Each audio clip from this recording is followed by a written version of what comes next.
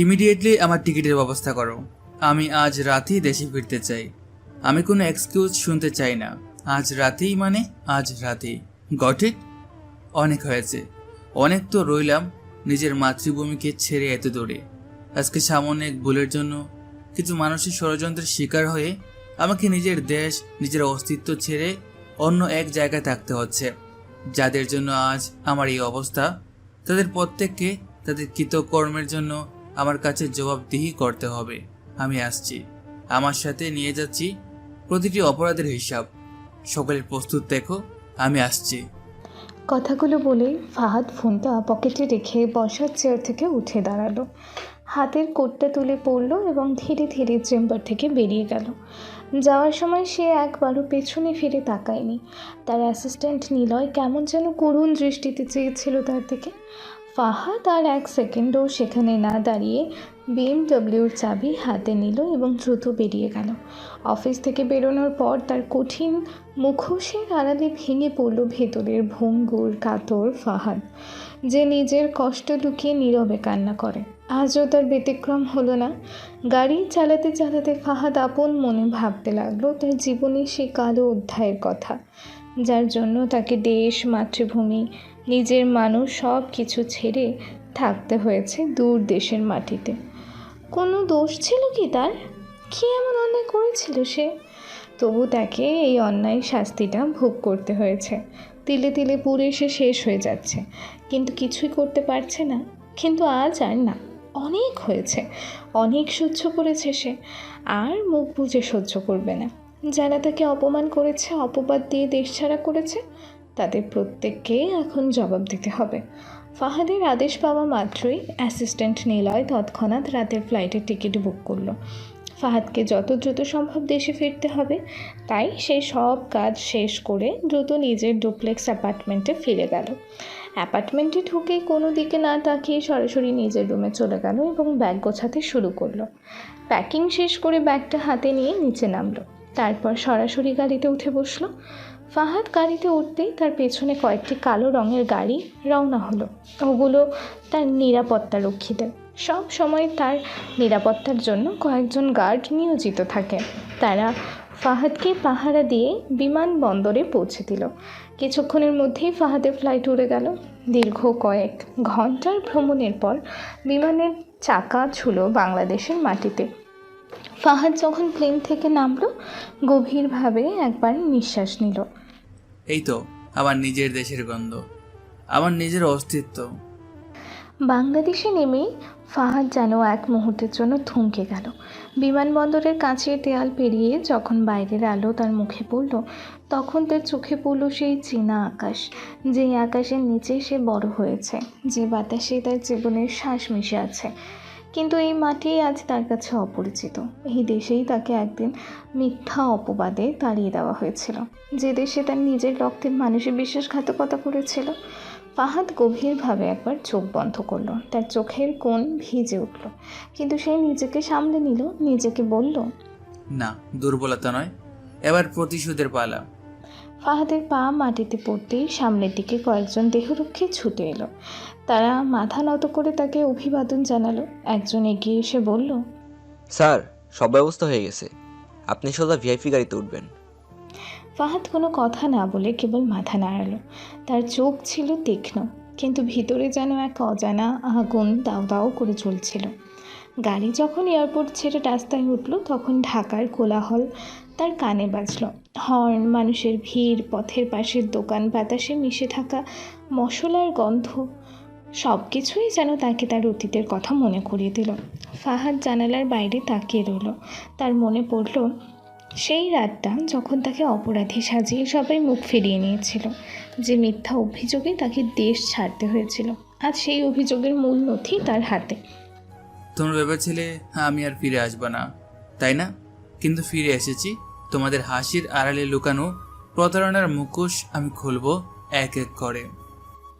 গাড়ি পৌঁছালো গুলশানের এক প্রাইভেট ভিলার সামনে। বাড়িটি অনেক দিন ধরে তালাবদ্ধ ছিল, কিন্তু পরিষ্কার পরিচ্ছন্ন, যেন প্রতিদিন কেউ এসে দেখাশোনা করে। দরজা খুলে ভেতরে ঢুকতেই ফাহাদের চোখে পড়ল দেয়ালে ঝুলানো তার পরিবারের ছবি, মা বাবা আর তার ছোট বোন তানিশা, যাদের মুখের হাসি একদিন তার জন্য ছিল গর্বে, এখন শুধু স্মৃতি হয়ে আছে। সে ধীরে ধীরে ছবিটা সামনে গিয়ে দাঁড়ালো, হাত বাড়িয়ে স্পর্শ করলো ফ্রেমটা, চোখ মুছে মৃদু স্বরে বলল, মা, আমি ফিরেছি। এবার কেউ আমাকে মিথ্যা বলে দূরে ঠেলে দিতে পারবে না। আমি এসেছি নিজের হারিয়ে যাওয়া সম্মান ফিরিয়ে নিতে। আমি এসেছি সবাইকে সবার অন্যায় শাস্তি দিতে। আমি এসেছি নিজের অস্তিত্বকে আবার ফিরিয়ে নিতে। আর কোনো অপবাদ থাকবে না, এবং এবং যারা অপবাদ দিয়েছে তারা আবার থাকবে না। আই প্রমিস মা, আই প্রমিস।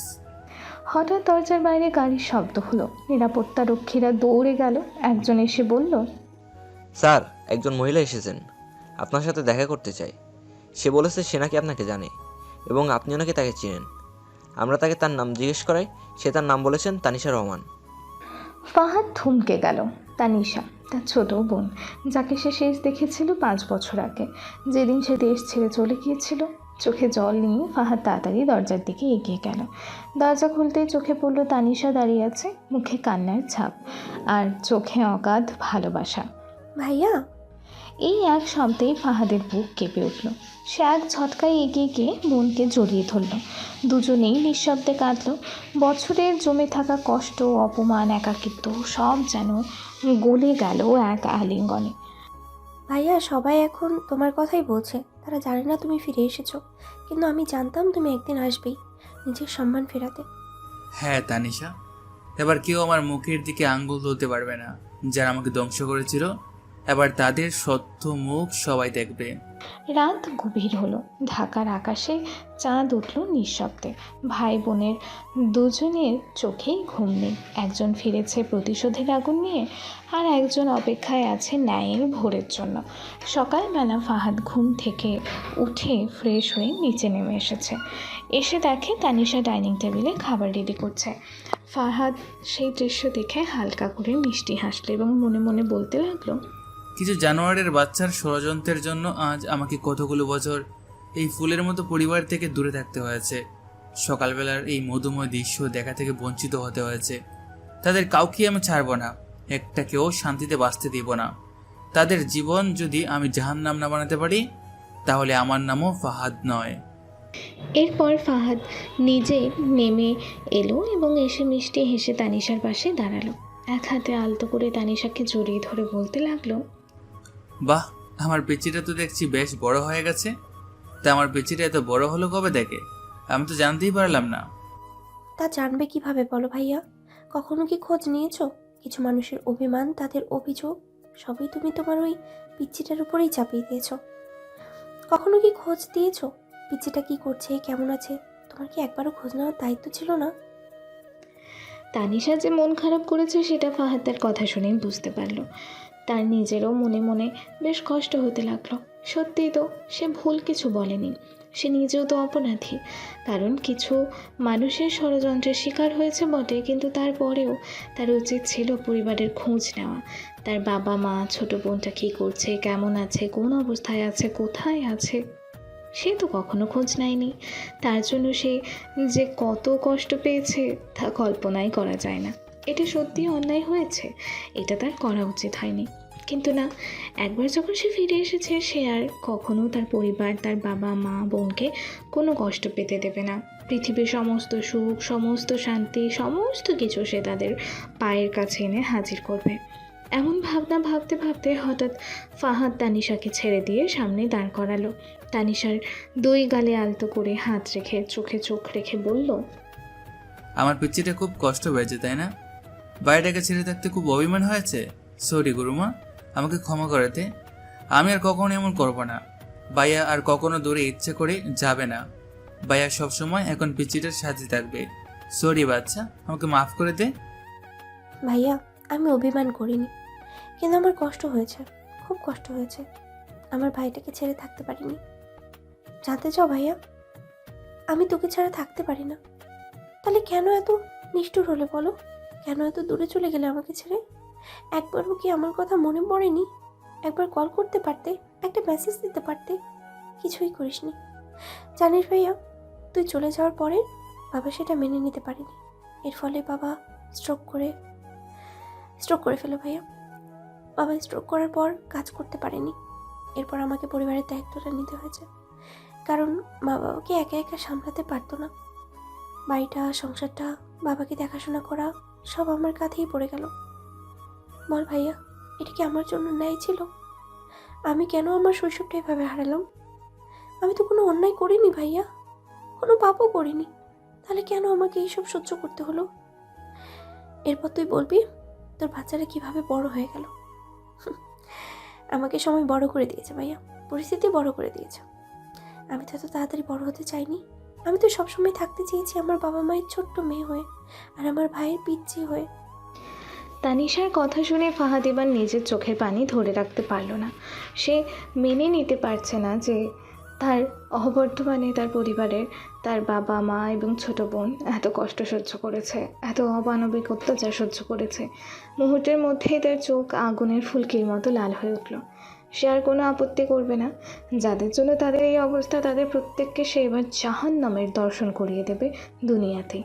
মনে মনে এমন প্রতিজ্ঞা করে সে আবারও আলতো করে তানিশাকে জড়িয়ে ধরল। তার মাথায় হাত বুলিয়ে দিয়ে মৃদু স্বরে বলল, বাচ্চা, আমাকে মাফ করে দে, সত্যি বলছি। ভাইয়া ভাইয়া মন থেকে সরি, ভীষণ সরি। প্লিজ বাচ্চা, ভাইকে মাফ করে দে, আর কখনো এমন হবে না। আমি এবার প্রত্যেকটা চোখের জল, প্রত্যেকটা কষ্টের হিসাব নিয়ে নেব। দেখে নিস, ভাইয়া মন খারাপ করিস না, শোনা আমার। ঠিক আছে, মন খারাপ করবো না। এবার আসো, এসে বসে খেয়ে নাও। আমাদের তো আবার হাসপাতালে যেতে হবে। বাবা হাসপাতালে ভর্তি আছে, মা তো ওখানে একাই আছে। আমি তো কালকে এখানে চলে এসেছি। তুমি এখন কিছু বলো, আমাদের হসপিটালে যেতে হবে। আমি এখন কিভাবে গিয়ে বাবার সামনে দাঁড়াবো বল? বাবা কি আমাকে ক্ষমা করে দিতে পারবেন? তুই কি পাগল হয়েছিস ভাইয়া?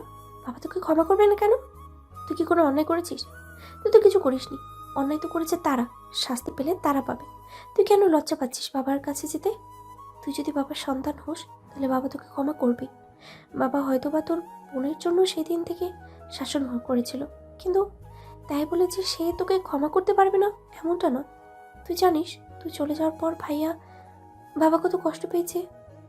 তিনি শুধু সেই দিন একটা কথাই বলেছিলেন, আমি না হয় রাগ করে তাকে একটু বকেছি, শাসন করেছি, এর জন্য সে বাড়ি ছেড়ে চলে যাবে?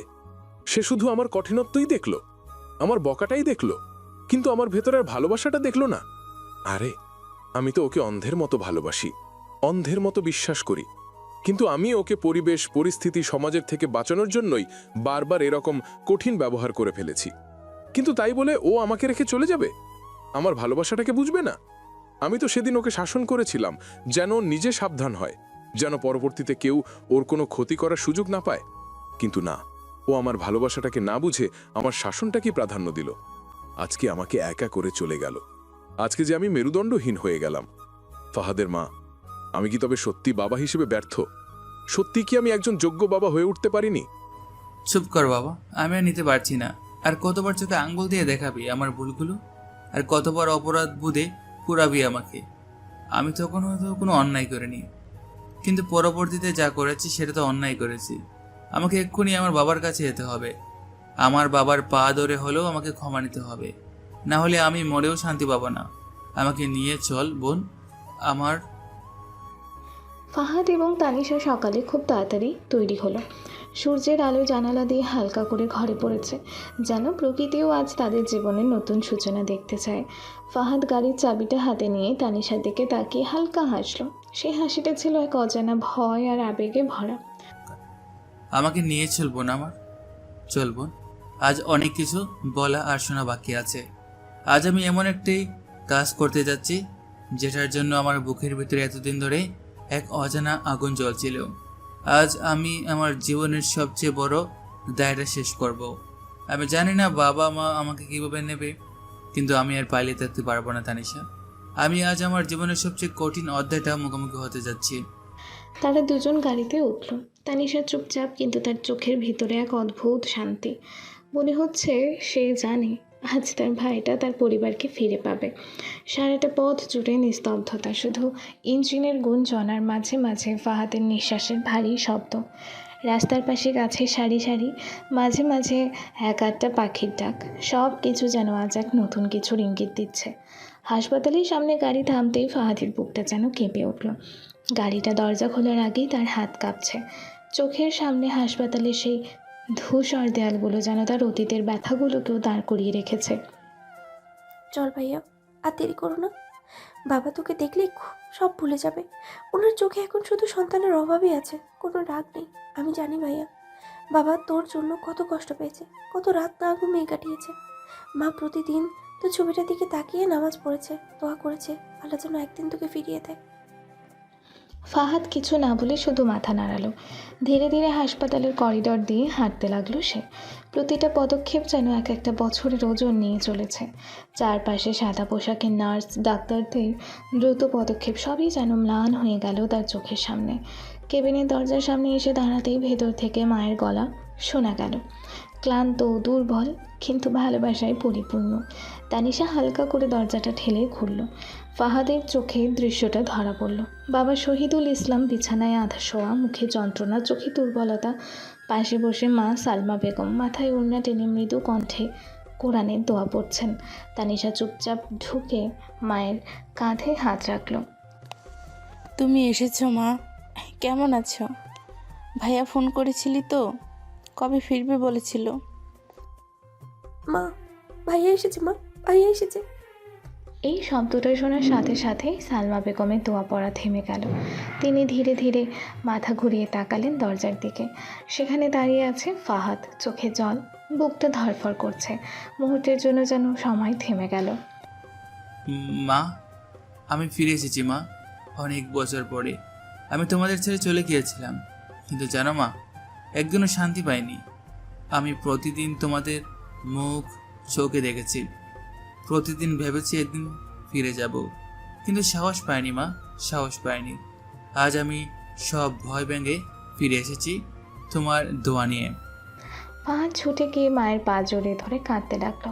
সালমা বেগম আর নিজেকে ধরে রাখতে পারলেন না। তিনি ছেলের মাথায় হাত বুলিয়ে দিতে দিতে কাঁদতে কাঁদতে বললেন, বাবা, তোকে ছাড়া এই ঘরটা কত নিঃসঙ্গ হয়ে গেছিল জানিস?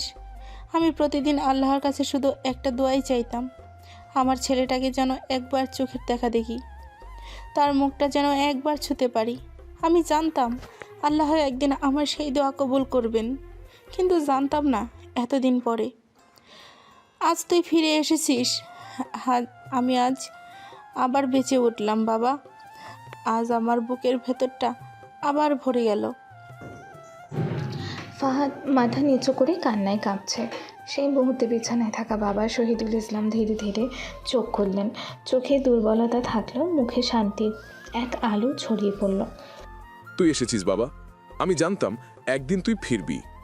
আমি রাগ করেছিলাম, কিন্তু তোকে ঘৃণা করিনি কখনো। তোকে না পেয়ে আমি প্রতিদিন নিজের সাথেই যুদ্ধ করেছি। আজ সেই যুদ্ধ শেষ হলো বাবা। তুই আমার বুকের টুকরো, তুই ফিরে এসেছিস, এইটুকুই আমার শান্তি। ফাহাদ তাড়াতাড়ি বাবার হাতটা নিজের হাতে তুলে নিল। সেই হাতে প্রতিটা রেখার ভেতর যেন মিশে আছে বছরের পর বছর জমে থাকা মমতা আর অভিমান। বাবা, আমি তোমাদের কষ্টের কারণ হয়েছি। আমি হয়তো তখন কিছু করিনি, কিন্তু আমার চুপ করে থাকা, আমার না থাকা, এগুলি সবচেয়ে বড় অন্যায় ছিল। আমি যদি সেদিন ফিরে থাকতাম তাহলে হয়তো আজ এই কষ্টটা পেতে হতো না। কিন্তু বাবা, আমি এখন প্রতিজ্ঞা করছি, আমি তোমাদের আর কোনোদিনও কষ্ট দেব না, তোমাদের চোখে আর কখনো পানি আনবো না। আমি তোমাদের গর্ব ফিরিয়ে আনবো বাবা।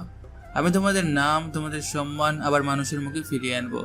আর যারা তোমাদের এই কষ্ট দিয়েছে তাদের আমি এক এক করে তাদের প্রাপ্য শাস্তি দেব। তানিশা পাশে দাঁড়িয়ে ভাই, মা আর বাবার দৃশ্যটা দেখছে। সেই দৃশ্যটা যেন জীবনের সবচেয়ে সুন্দর মুহূর্ত। সে এগিয়ে এসে তিনজনকে একসাথে জড়িয়ে ধরল। ভাইয়া, আজ আমাদের ঘরটা আবারও পূর্ণ হলো। আমি জানতাম একদিন তুই ফিরবি। মা বাবা তোকে ছাড়া কখনো শান্তি পাইনি। আমি প্রতিদিন প্রার্থনা করেছি আল্লাহ যেন একদিন আমাদের চারজনকে আবার একসাথে করে দেয়। আজ সেই দিন এসেছে ভাইয়া। আজ আমরা আবার আগের মতো হয়ে গেছি। আজ আমার সংসার আবার পরিপূর্ণ হলো, আমার ঘর আবার আলোয় ভরে গেল। আল্লাহর অশেষ রহমত যে আজ আমি আমার পরিবারকে আবার একসাথে দেখলাম। এখন আমার আর কোনো চাওয়া নেই। হাসপাতালে সেই কেবিনে ভরে উঠল অশ্রু আর ভালোবাসায়। একদিকে শহীদুল ইসলামের আশীর্বাদ, অন্যদিকে সালমা বেগমের চোখের পানি যেন সব অভিমান, কষ্ট আর দূরত্ব গলে গিয়ে নতুন এক সূর্যোদয় দেখা দিল তাদের জীবনে। বহুদিন পর ফাহাদ, তানিশা, শহীদুল ইসলাম এবং সালমা বেগম এই চারজন পরিবারটা আবারও একসাথে হলো।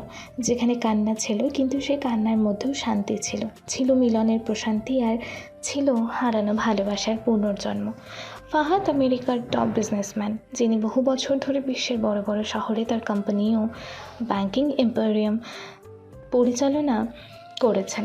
ধন, ক্ষমতা, আন্তর্জাতিক ব্যবসায়িক প্রভাব থাকলেও তার হৃদয় কখনোই তার পরিবার ও মাতৃভূমির ভালোবাসা ভুলতে পারেনি। আজ সে ফিরে এসেছে সন্তান, ভাই, ছেলে এবং ন্যায় বিচারী হিসেবে। তানিশা, আজ আমরা সব পুরনো কষ্ট আর ভুলের মুখোমুখি হব। আমি জানি অনেকদিন আমি ছিলাম না, কিন্তু আজ থেকে আর কোনো কষ্ট থাকবে না। আমি প্রতিজ্ঞা করছি আমাদের শান্তি ফিরিয়ে আনব, আর যারা আমাদের ক্ষতি করেছে তাদের সঠিক বিচার নেব, আইনের প্রতি এবং প্রমাণের সঙ্গে। ভাইয়া, আমি সবসময় তোর পাশে আছি। তুই যা করবি আমি তোর সাথেই আছি। আমরা একসাথেই সব সামলাব। বাবা, মা, আমি জানি অনেক কষ্ট আপনাদের সহ্য করতে হয়েছে। আজ আমি নিজের হাতে সেই ক্ষত পুনরায় ভরিয়ে দিতে চাই। আমি অনেকদিন লজ্জা আর অক্ষমতার অনুভূতি নিয়েছিলাম, কিন্তু আর নয়। আমাকে ক্ষমা করুন। আমি চাই আপনার চোখে হাসি ফিরুক। ফাহাদ, তুমি বাড়ি ফিরে এসেছো, এটাই বড় কথা। আমরা রাগ করেছি, কঠোর হয়েছি, কিন্তু কখনো ঘৃণা করিনি। আজ তুমি এসে যা বলছো তা শুনে আমরা শান্তি পেলাম। আমার ছেলে, তুই ফিরে এসেছিস, এটাই আমার চাওয়া। আমি আল্লাহর কাছে প্রতিদিন দোয়া করেছি, তোর জন্য শান্তি চাইছি। আজ তুই ফিরে এলে মা আর কি চাইবে? আমার জীবনের সকল শান্তি আমি পেয়ে গেছি, কারণ আজকে আমি তোকে ফিরে পেয়েছি। বাবা, মা, আমি শুধু ক্ষমা চাইছি না, আমি চাই আমাদের সম্মান ফিরুক। যাদের কারণে আমরা কষ্ট পেয়েছি তাদেরকে আইনের আওতায় বিচার করব, কিন্তু আমরা ধৈর্য ধরে যুক্তি দিয়ে এবং প্রমাণ দেখিয়ে এগোবো। আমি চাই আপনারা নির্ভয়ে হাসুন। ভাইয়া, ছোটবেলা থেকেই আমি শিখেছি তুই সবসময় পরিবারের জন্য লড়েছিস। আজ দেখছি তুই ফিরে এসেছো। আমরা একসাথেই থাকবো, আর কোনো কষ্ট আমাদের কাছাকাছি আসতে পারবে না। আজ থেকে আমাদের জীবন নতুন, আর কোনো কষ্ট থাকবে না। আমি প্রতিজ্ঞা করছি, আমাদের পরিবার, আমাদের সুখ, আমাদের শান্তি সবই আমাদের, কেউ তা নষ্ট করতে পারবে না। আমার কোম্পানি, ব্যাংক এবং আন্তর্জাতিক যোগাযোগ আমাকে শক্তি দিয়েছে, কিন্তু আজ আমার প্রয়োজন শুধু পরিবারের জন্য লড়াই করা। যারা আমাদের কষ্ট দিয়েছে তাদেরকে প্রমাণের সঙ্গে তাদের অপরাধ দেখাবো। প্রথমে আমি আমার আন্তর্জাতিক ব্যবসার সমস্ত নথি, পুরনো রিপোর্ট এবং আমাদের বিরুদ্ধে মিথ্যাচারানো তথ্য এক করে বের করব। তারপর ধাপে ধাপে আদালত, মিডিয়া এবং জনগণের সামনে সত্য তুলে ধরব। দেখ বাবা, আমি একবার ওদের ষড়যন্ত্রের জন্য এতগুলো বছর তোকে ছাড়া থেকেছি, তোকে হারিয়েছি। আমি আর তোকে হারাতে চাই না। তুই সব কিছু ভুলে যা বাবা, আমি সব কিছু ভুলে যাব। আমি আর তোকে হারাতে চাই না বাবা। আমার বুকের মানিককে আমি আর হারাতে চাই না। আমি এতগুলো বছর পরে তোকে আবার ফিরে পেয়েছি, আর হারিয়ে যেতে দেব না।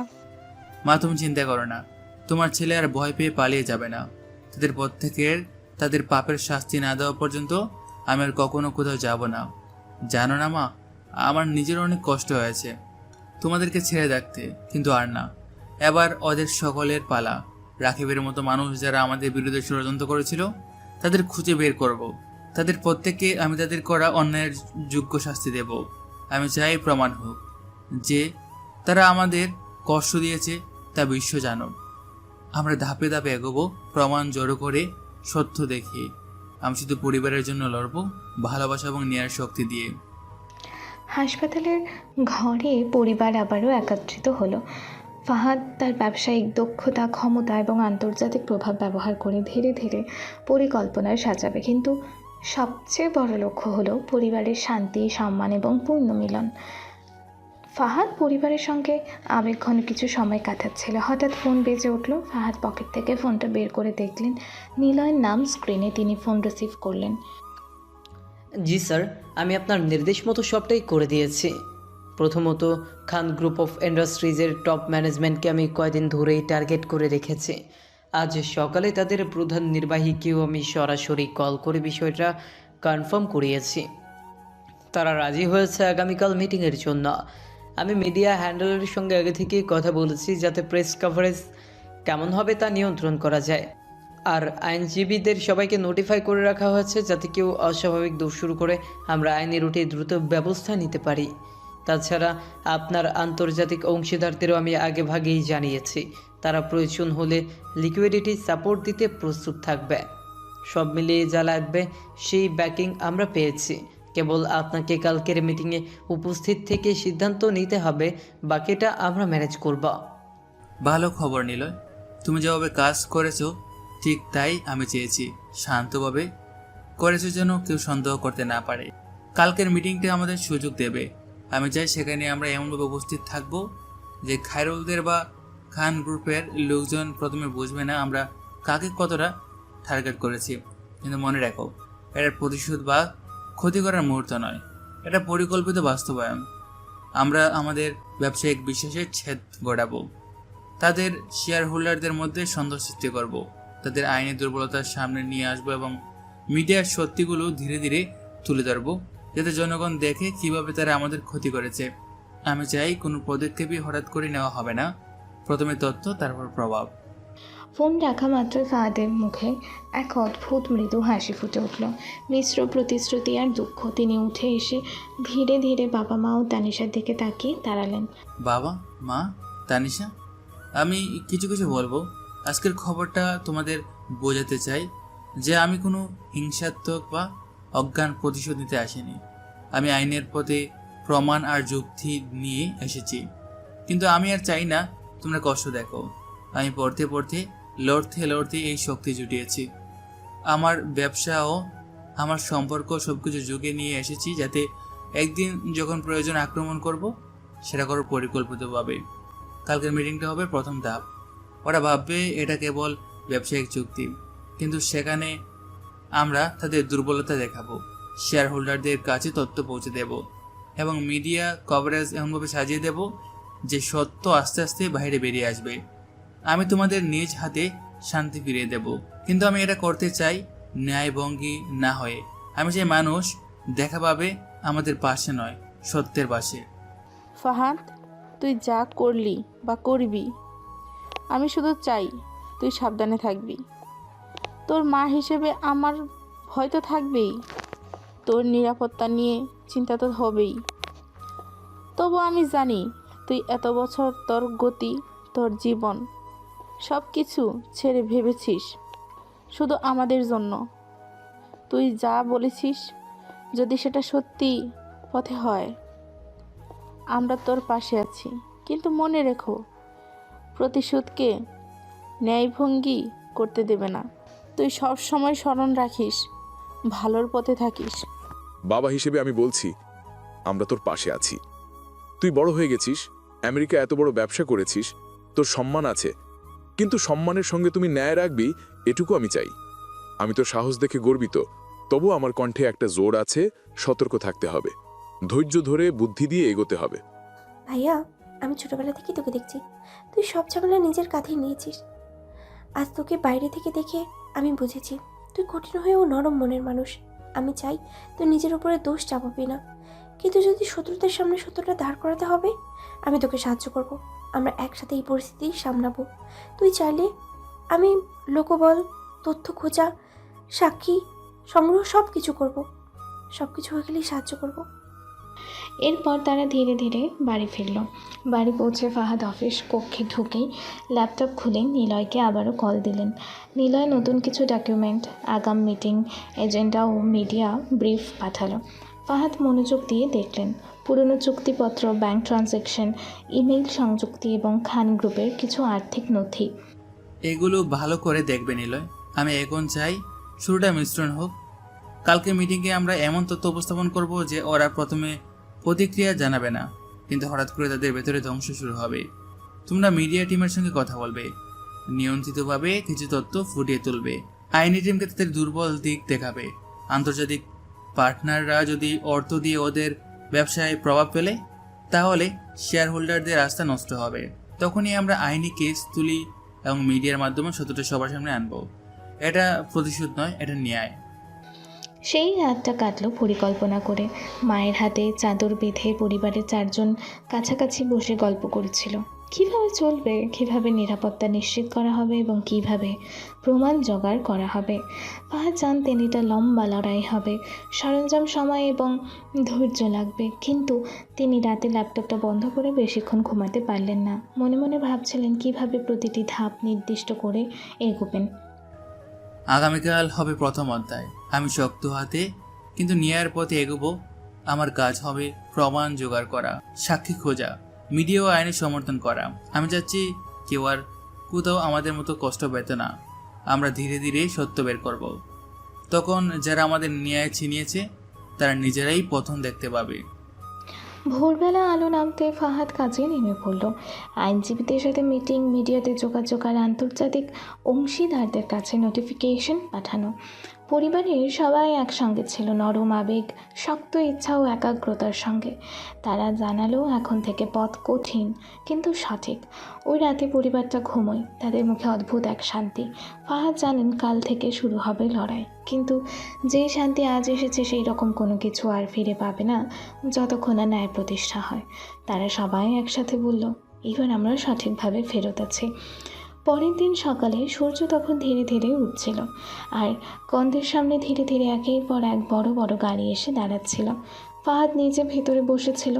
হঠাৎ কয়েকজন সিকিউরিটি গার্ড বাইরে এসে গাড়িগুলো লক্ষ্য করলো। তারা তৎক্ষণাৎ ফাহাদের নির্দেশ অনুযায়ী গেট খুলে দেয়। অতিথিরা গেট দিয়ে ভেতরে প্রবেশ করলো, আর গার্ডরা তাদের সাদরে স্বাগত জানালো। ফাহাদ নিজে গেট দিয়ে ভেতরে প্রবেশ করলেন। ধীরে ধীরে তিনি কক্ষে পৌঁছালেন।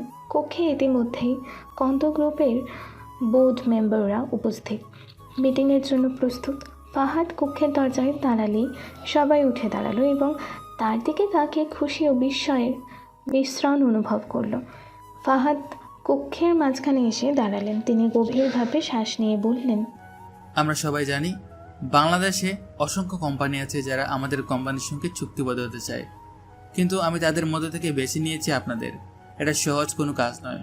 আমি আপনাদের মধ্যে এমন কিছু দেখেছি যা অন্য কোনো কোম্পানিতে খুঁজে পাইনি। আমি শুধু ব্যবসার সুবিধার জন্য নয়, বরং আপনারা যেভাবে কাজ করেন সেই দায়বদ্ধতা, দক্ষতা এবং সততার কারণে আপনাদেরকে বেছে নিয়েছি। তাহলে যদি আপনি সত্যি আমার সঙ্গে চুক্তিবদ্ধ হতে চান, আমার একটি শর্ত আছে। আপনার কোম্পানির প্রোডাক্টগুলোর উপর আমি নিজেই ঝুঁকি নিয়ে বিনিয়োগ করতে চাই। আমি বিদেশের বাজারে আপনার প্রোডাক্ট পৌঁছে দেব, কিন্তু এর জন্য আপনার কোম্পানির 51% শেয়ার হোল্ডার আমার নামে করতে হবে। যদি এই শর্ত পূরণ না হয়, আমি এখানে সময় নষ্ট করতে চাই না। আমি মনে করি আমাদের সময় মূল্যবান। ফাহাদ এমন দৃঢ়ভাবে বললেন যে কক্ষে কেউই তার বক্তব্যের মাঝখানে প্রবেশ করতে পারল না। সবাই মুচকি হাসছিল, কিন্তু ভেতরে উত্তেজনা স্পষ্ট। ঠিক সেই মুহূর্তে রাকিব সংক্ষেপে বলল, মিস্টার এফএস, আপনি আমাদের কথা শুনলেন না? আমাদেরকেও বলার সুযোগ দিন। আমরা চাইলে আমাদের কোম্পানির নাম আপনার কোম্পানির সঙ্গে যুক্ত করতে পারি। আমরা জানি আপনার শর্ত কঠোর, কিন্তু আমাদের পক্ষ থেকে বলতে চাই আমরা সেই শর্ত মেনে চলতে রাজি আছি। আমরা বুঝতে পারছি এটা আমাদের জন্য এক অসাধারণ সুযোগ। আমরা চাই আমাদের কোম্পানির ভবিষ্যৎ সঠিক পথে এগিয়ে যাক। আমরা চাই আমাদের প্রোডাক্ট বিদেশের বাজারে পৌঁছাক এবং আমাদের কোম্পানি শক্তিশালী হোক। আর আমরা বিশ্বাস করি আপনার সঙ্গে চুক্তি আমাদের জন্য বড় লাভের পথ খুলে দেবে। রাকিব, তুমি কি ঠিক ভাবছ? তুমি কি বুঝছো এই শর্ত মানলে আমাদের কোম্পানিতে কত বড় পরিবর্তন আসবে? পুরো কোম্পানির নিয়ন্ত্রণের অর্ধেক এখন অন্যের হাতে যাবে। তুমি কি সত্যি এত দ্রুত সিদ্ধান্ত নিতে পারছো? একটু ভেবে দেখো, কখনো কখনো দ্রুত সিদ্ধান্ত নেওয়া বিপদ ডেকে আনে। বাবা, আমি সব বুঝতে পারছি। আপনি হয়তো ভাবছেন আমরা অল্প সময়ের মধ্যে এত বড় সিদ্ধান্ত নিচ্ছি, কিন্তু আপনি হয়তো বুঝতে পারছেন না, যদি মিস্টার এফএস আমাদের সঙ্গে চুক্তি না করেন, আমাদের কোম্পানির ভবিষ্যৎ কতটা অনিশ্চিত হবে। এটা আমাদের একমাত্র সুযোগ। আর হ্যাঁ, আমরা চাই কোম্পানিকে সঠিক পথে এগিয়ে নিয়ে যাওয়া হোক। এখন আমাদের জন্য সবচেয়ে ভালো সময়টা হলো এই মুহূর্ত। ঠিক আছে রাকিব, আমি বুঝতে পারছি তুমি উত্তেজিত, কিন্তু মনে রেখো, সব সিদ্ধান্ত এত তাড়াহুড়ো করে নেওয়া উচিত নয়। কখনো কখনো একটু সময় নিয়ে ভাবা বেশি জরুরি। এই ধরনের বড় সিদ্ধান্তে তাড়াহুড়ো বিপদের কারণ হতে পারে। বাবা, দয়া করে আর কোনো আলোচনা নয়। আমাদের জন্য এই মুহূর্তে এটি সর্বোত্তম অফার। হয়তো আর এর চেয়ে ভালো সুযোগ পাওয়া যাবে না। আর মিস্টার এফএস, আমরা কবে চুক্তিপত্রে স্বাক্ষর করতে পারি? আমরা আজই চাই। অবশ্যই মিস্টার খান, যদি আপনি চাইলে আমরা আজই চুক্তিবদ্ধ স্বাক্ষর করতে পারি। তবে আমাদের আগে কিছু লিগ্যাল ফর্মালিটি পূরণ করতে হবে। নিলয়, পেপারসগুলো নিয়ে আসুন। ফাহাদের নির্দেশ পাওয়ার সঙ্গে সঙ্গে নিলয় দ্রুত দৌড়ে গিয়ে সমস্ত পেপার টেবিলের ওপর রাখল।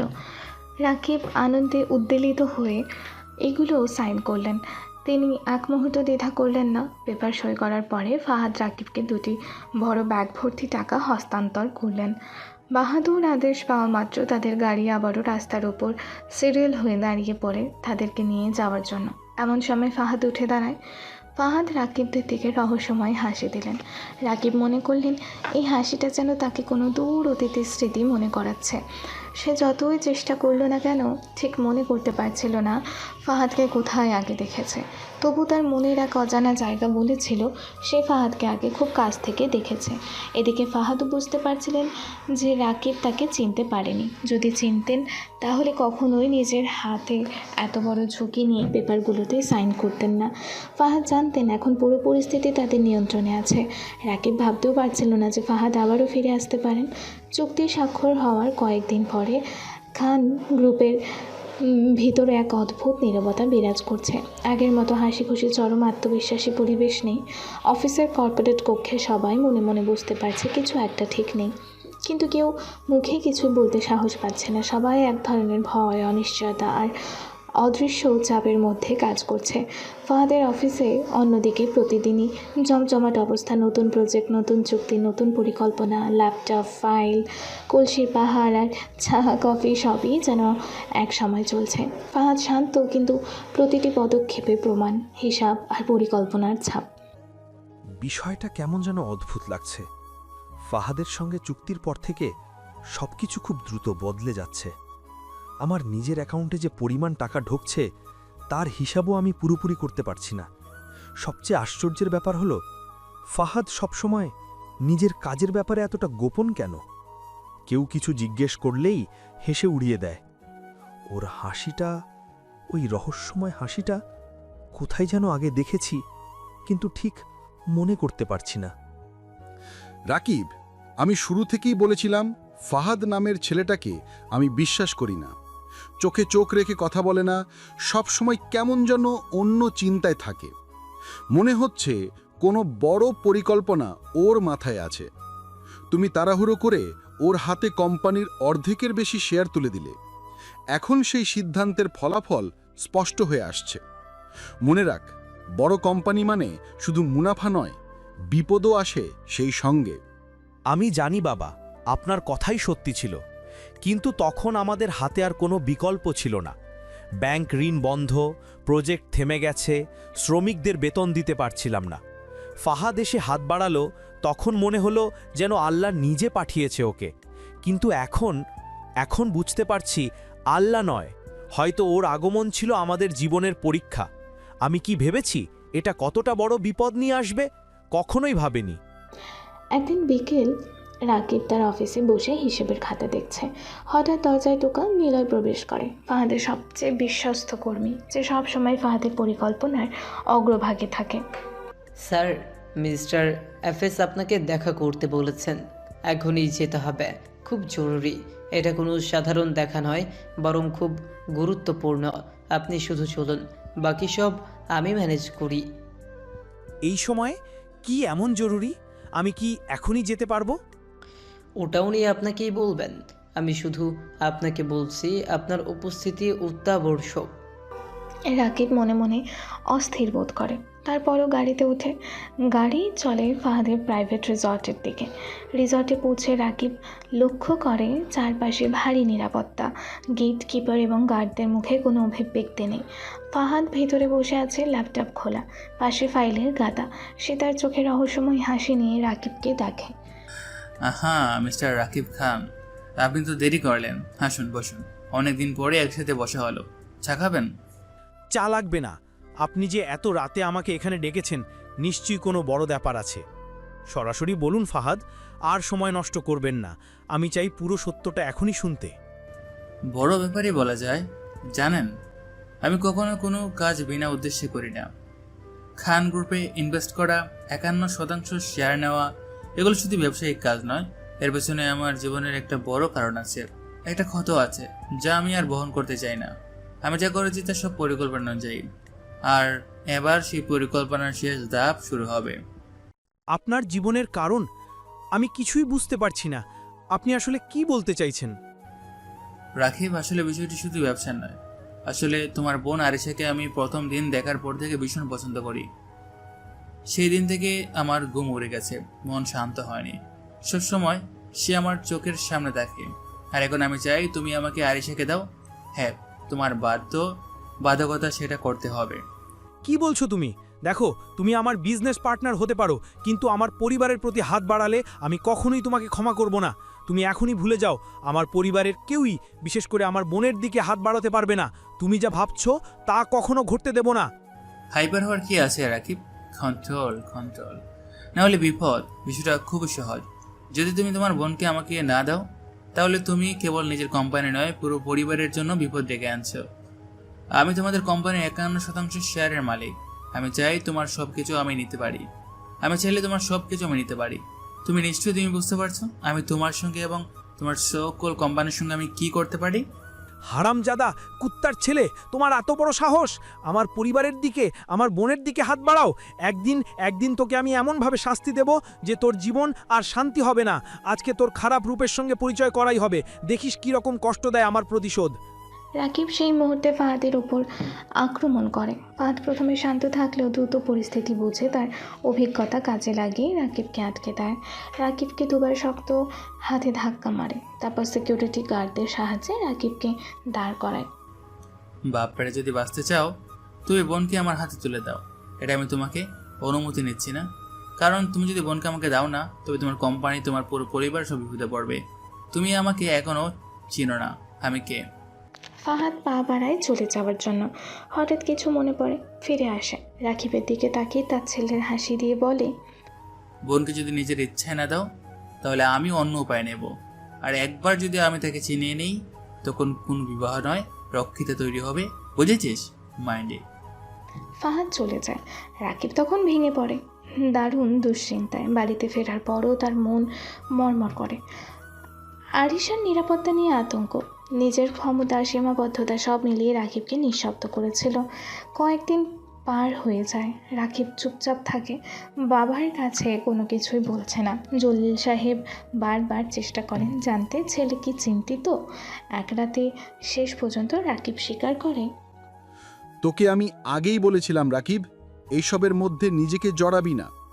ওই ছেলের আচরণ থেকে আমি বুঝতে পারিনি ঠিক কী লক্ষ্য নিয়ে এসেছে, কিন্তু এখন সবটা পরিষ্কার।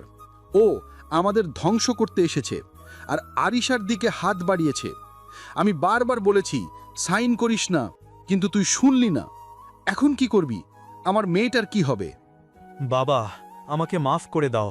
আমি বুঝতে পারিনি। সেদিন আপনার কথা শোনা উচিত ছিল। ক্ষমতার নেশা আমাকে অন্ধ করে দিয়েছিল। এখন আমার হাতে কিছু নেই।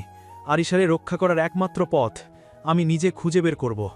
আমার মেয়ে, আমার বোন, তার জীবন এখন আমার উপর নির্ভর করছে। আমি তাকে বাঁচাবো বাবা, যে কোনো মূল্যে। ভাইয়া! নীরবতার মধ্যে রাকিব জানে একমাত্র সম্ভাবনা হলো ফাহাদের দখল থেকে আরিশাকে বাঁচানো। কিন্তু এই লড়াই হবে কঠিন, বিপজ্জনক এবং পুরো পরিবারকে একসাথে টেনে নিয়ে চলতে হবে। এই যাত্রা এখন শুরু এবং শেষের পরিণাম কেউ জানে না। হঠাৎ করে শুক্রবার সকালে ফাহাদের ফোন ভাইব্রেট হতে থাকে। ফাহাদ পকেটে হাত দিয়ে ফোনটা বের করে দেখে রাকিব কল করেছে। তার চেহারায় প্রথমে সামান্য ইতস্তত প্রকাশ পায়, চোখ কিছুক্ষণ কুঁচকে যায়, কিন্তু সঙ্গে সঙ্গে কপাল কুঁচকে যায়, মৃদু চিন্তার রেখা ফুটে ওঠে। তারপরও তিনি নিজের ঠান্ডা আত্মসংযম ধরে ফোন রিসিভ করেন। হ্যালো মিস্টার জামাইবাবু, কেমন আছেন? আশা করি ভালো আছেন। আমি বেশি কথা বলবো না। আমরা চাইছিলাম আজকে বা জুম্মার নামাজের পর আপনার এবং আরিশার বিয়ের শুভ কাজটা সম্পন্ন করতে, যদি আপনার কোনো আপত্তি না থাকে। আসলে আমি অনেক ভেবে দেখলাম, আপনি আমাকে প্রস্তাবটা দিয়েছেন সেই প্রেক্ষাপটে এটা মোটেও মন্দ প্রস্তাব নয়, কারণ আপনি ছেলে হিসেবে মোটেও খারাপ নন। সেই ক্ষেত্রে আমার বোন আর আমাদের পরিবারের কোনো আপত্তি নেই, এবং আরিশার নিজেরও নেই। আপনি আমাদের সঙ্গে সম্মতি দিলে আমরা চাই আপনার পরিবার নিয়ে আজ বাদ জুম্মা আমাদের বাড়িতে আসুন, তাহলে ব্যাপারটা ভালোভাবে এগোবে। হঠাৎ রাকিবের মুখ থেকে এমন মিষ্টি মিষ্টি কথা শুনে ফাহাদের মনে ভীষণ সন্দেহ জন্মায়। এত সহজে, এত বিনম্রভাবে যে তারা আরিশাকে তার হাতে তুলে দেবে, তা বিশ্বাস করা কষ্টকর। মনে হচ্ছে এরা কোনো নতুন চাল চালতে পারে। এরা সাধারণ মানুষ নয়, এরা সাপের চেয়েও বিষাক্ত। যখন সময় আসে ঠিকঠাক ছবল মারার ক্ষমতা তাদের আছে। তবু ফাহাদ নিজের সন্দেহকে আপাতত চাপিয়ে রাখে। ওকে মিস্টার রাকিব, আমি আমার পরিবার নিয়ে আজ জুম্মার পরে আসছি, আমার উপস্থিতি নিশ্চিত। এরপর ফাহাদ তানিশাকে নিয়ে জুম্মার নামাজ আদায় করে। নামাজ শেষ হওয়ার পর তারা আরিশাদের বাড়ির উদ্দেশ্যে রওনা দেয়। গাড়ি চলতে থাকে, কিন্তু তানিশা হঠাৎ ফাহাদের দিকে তাকে প্রশ্ন ছুড়ে দেয়। আচ্ছা ভাইয়া, আমরা এখন ঠিক কোথায় যাচ্ছি? তুমি তো কিছুই বললে না। হঠাৎ সকালে বলে আমরা দুপুরে রেডি হয়ে যাব, ঠিক আছে, কিন্তু কোথায় যাচ্ছি, কেন যাচ্ছি, কিসের জন্য যাচ্ছি, আমি তো কিছুই জানি না। আমরা খানবাড়িতে যাচ্ছি। আমাদের লক্ষ্য স্পষ্ট, প্রস্তুতি সম্পন্ন এবং সবকিছু পরিকল্পনা অনুযায়ী হবে। কি বলছিস? তুই কি পাগল হয়ে গেছিস? তুই তুমি তুমি খানবাড়িতে যাচ্ছ? মানে যদি তারা একবার তোমার আসল পরিচয় জানতে পারে, তুমি কি ভেবেছো তারা তোমাকে কি করবে? তুমি কি জানো এই রিস্কটা কতটা বড়? আচ্ছা তানিশা, তোর কি মনে হয় না তোর ভাইয়া বড় হয়েছে, বিয়ের বয়স হয়েছে, এখন তার বোনের জীবন, পরিবার সবকিছু হিসেব অনুযায়ী ঠিক করতে হবে? তোর কি ইচ্ছে নেই ভাবির মুখ দেখতে? এই মুহূর্তের জন্য সঠিক সময় আর সুযোগ আমরা হারাতে পারি না। তানিশা হঠাৎ ফাহাদের কথায় স্তব্ধ হয়ে যায়। প্রথমে কিছু বলার সামর্থ্য হারায়। মনে হচ্ছে তার হৃদয় কিছুক্ষণ থেমে গেছে। তারপরও উৎফুল্ল এবং হতাশার মিলিত আবেগ নিয়ে সে ফিসফিস করে বলতেই থাকে, ভাবির মুখ দেখতে কার ইচ্ছে করে না, কিন্তু তোর মতো দামড়া একটা ভাই থাকা সত্ত্বেও আমি এখন পর্যন্ত ভাবি তো দূরে থাক, ভাবি ছোটবেলার মানে ছোটখাটো আজটাও দেখিনি। ভাবি তো পাওয়া যায় না, আবার এখন ভাবি দেখতে পাবো কিনা তা তো কেউই জানে না।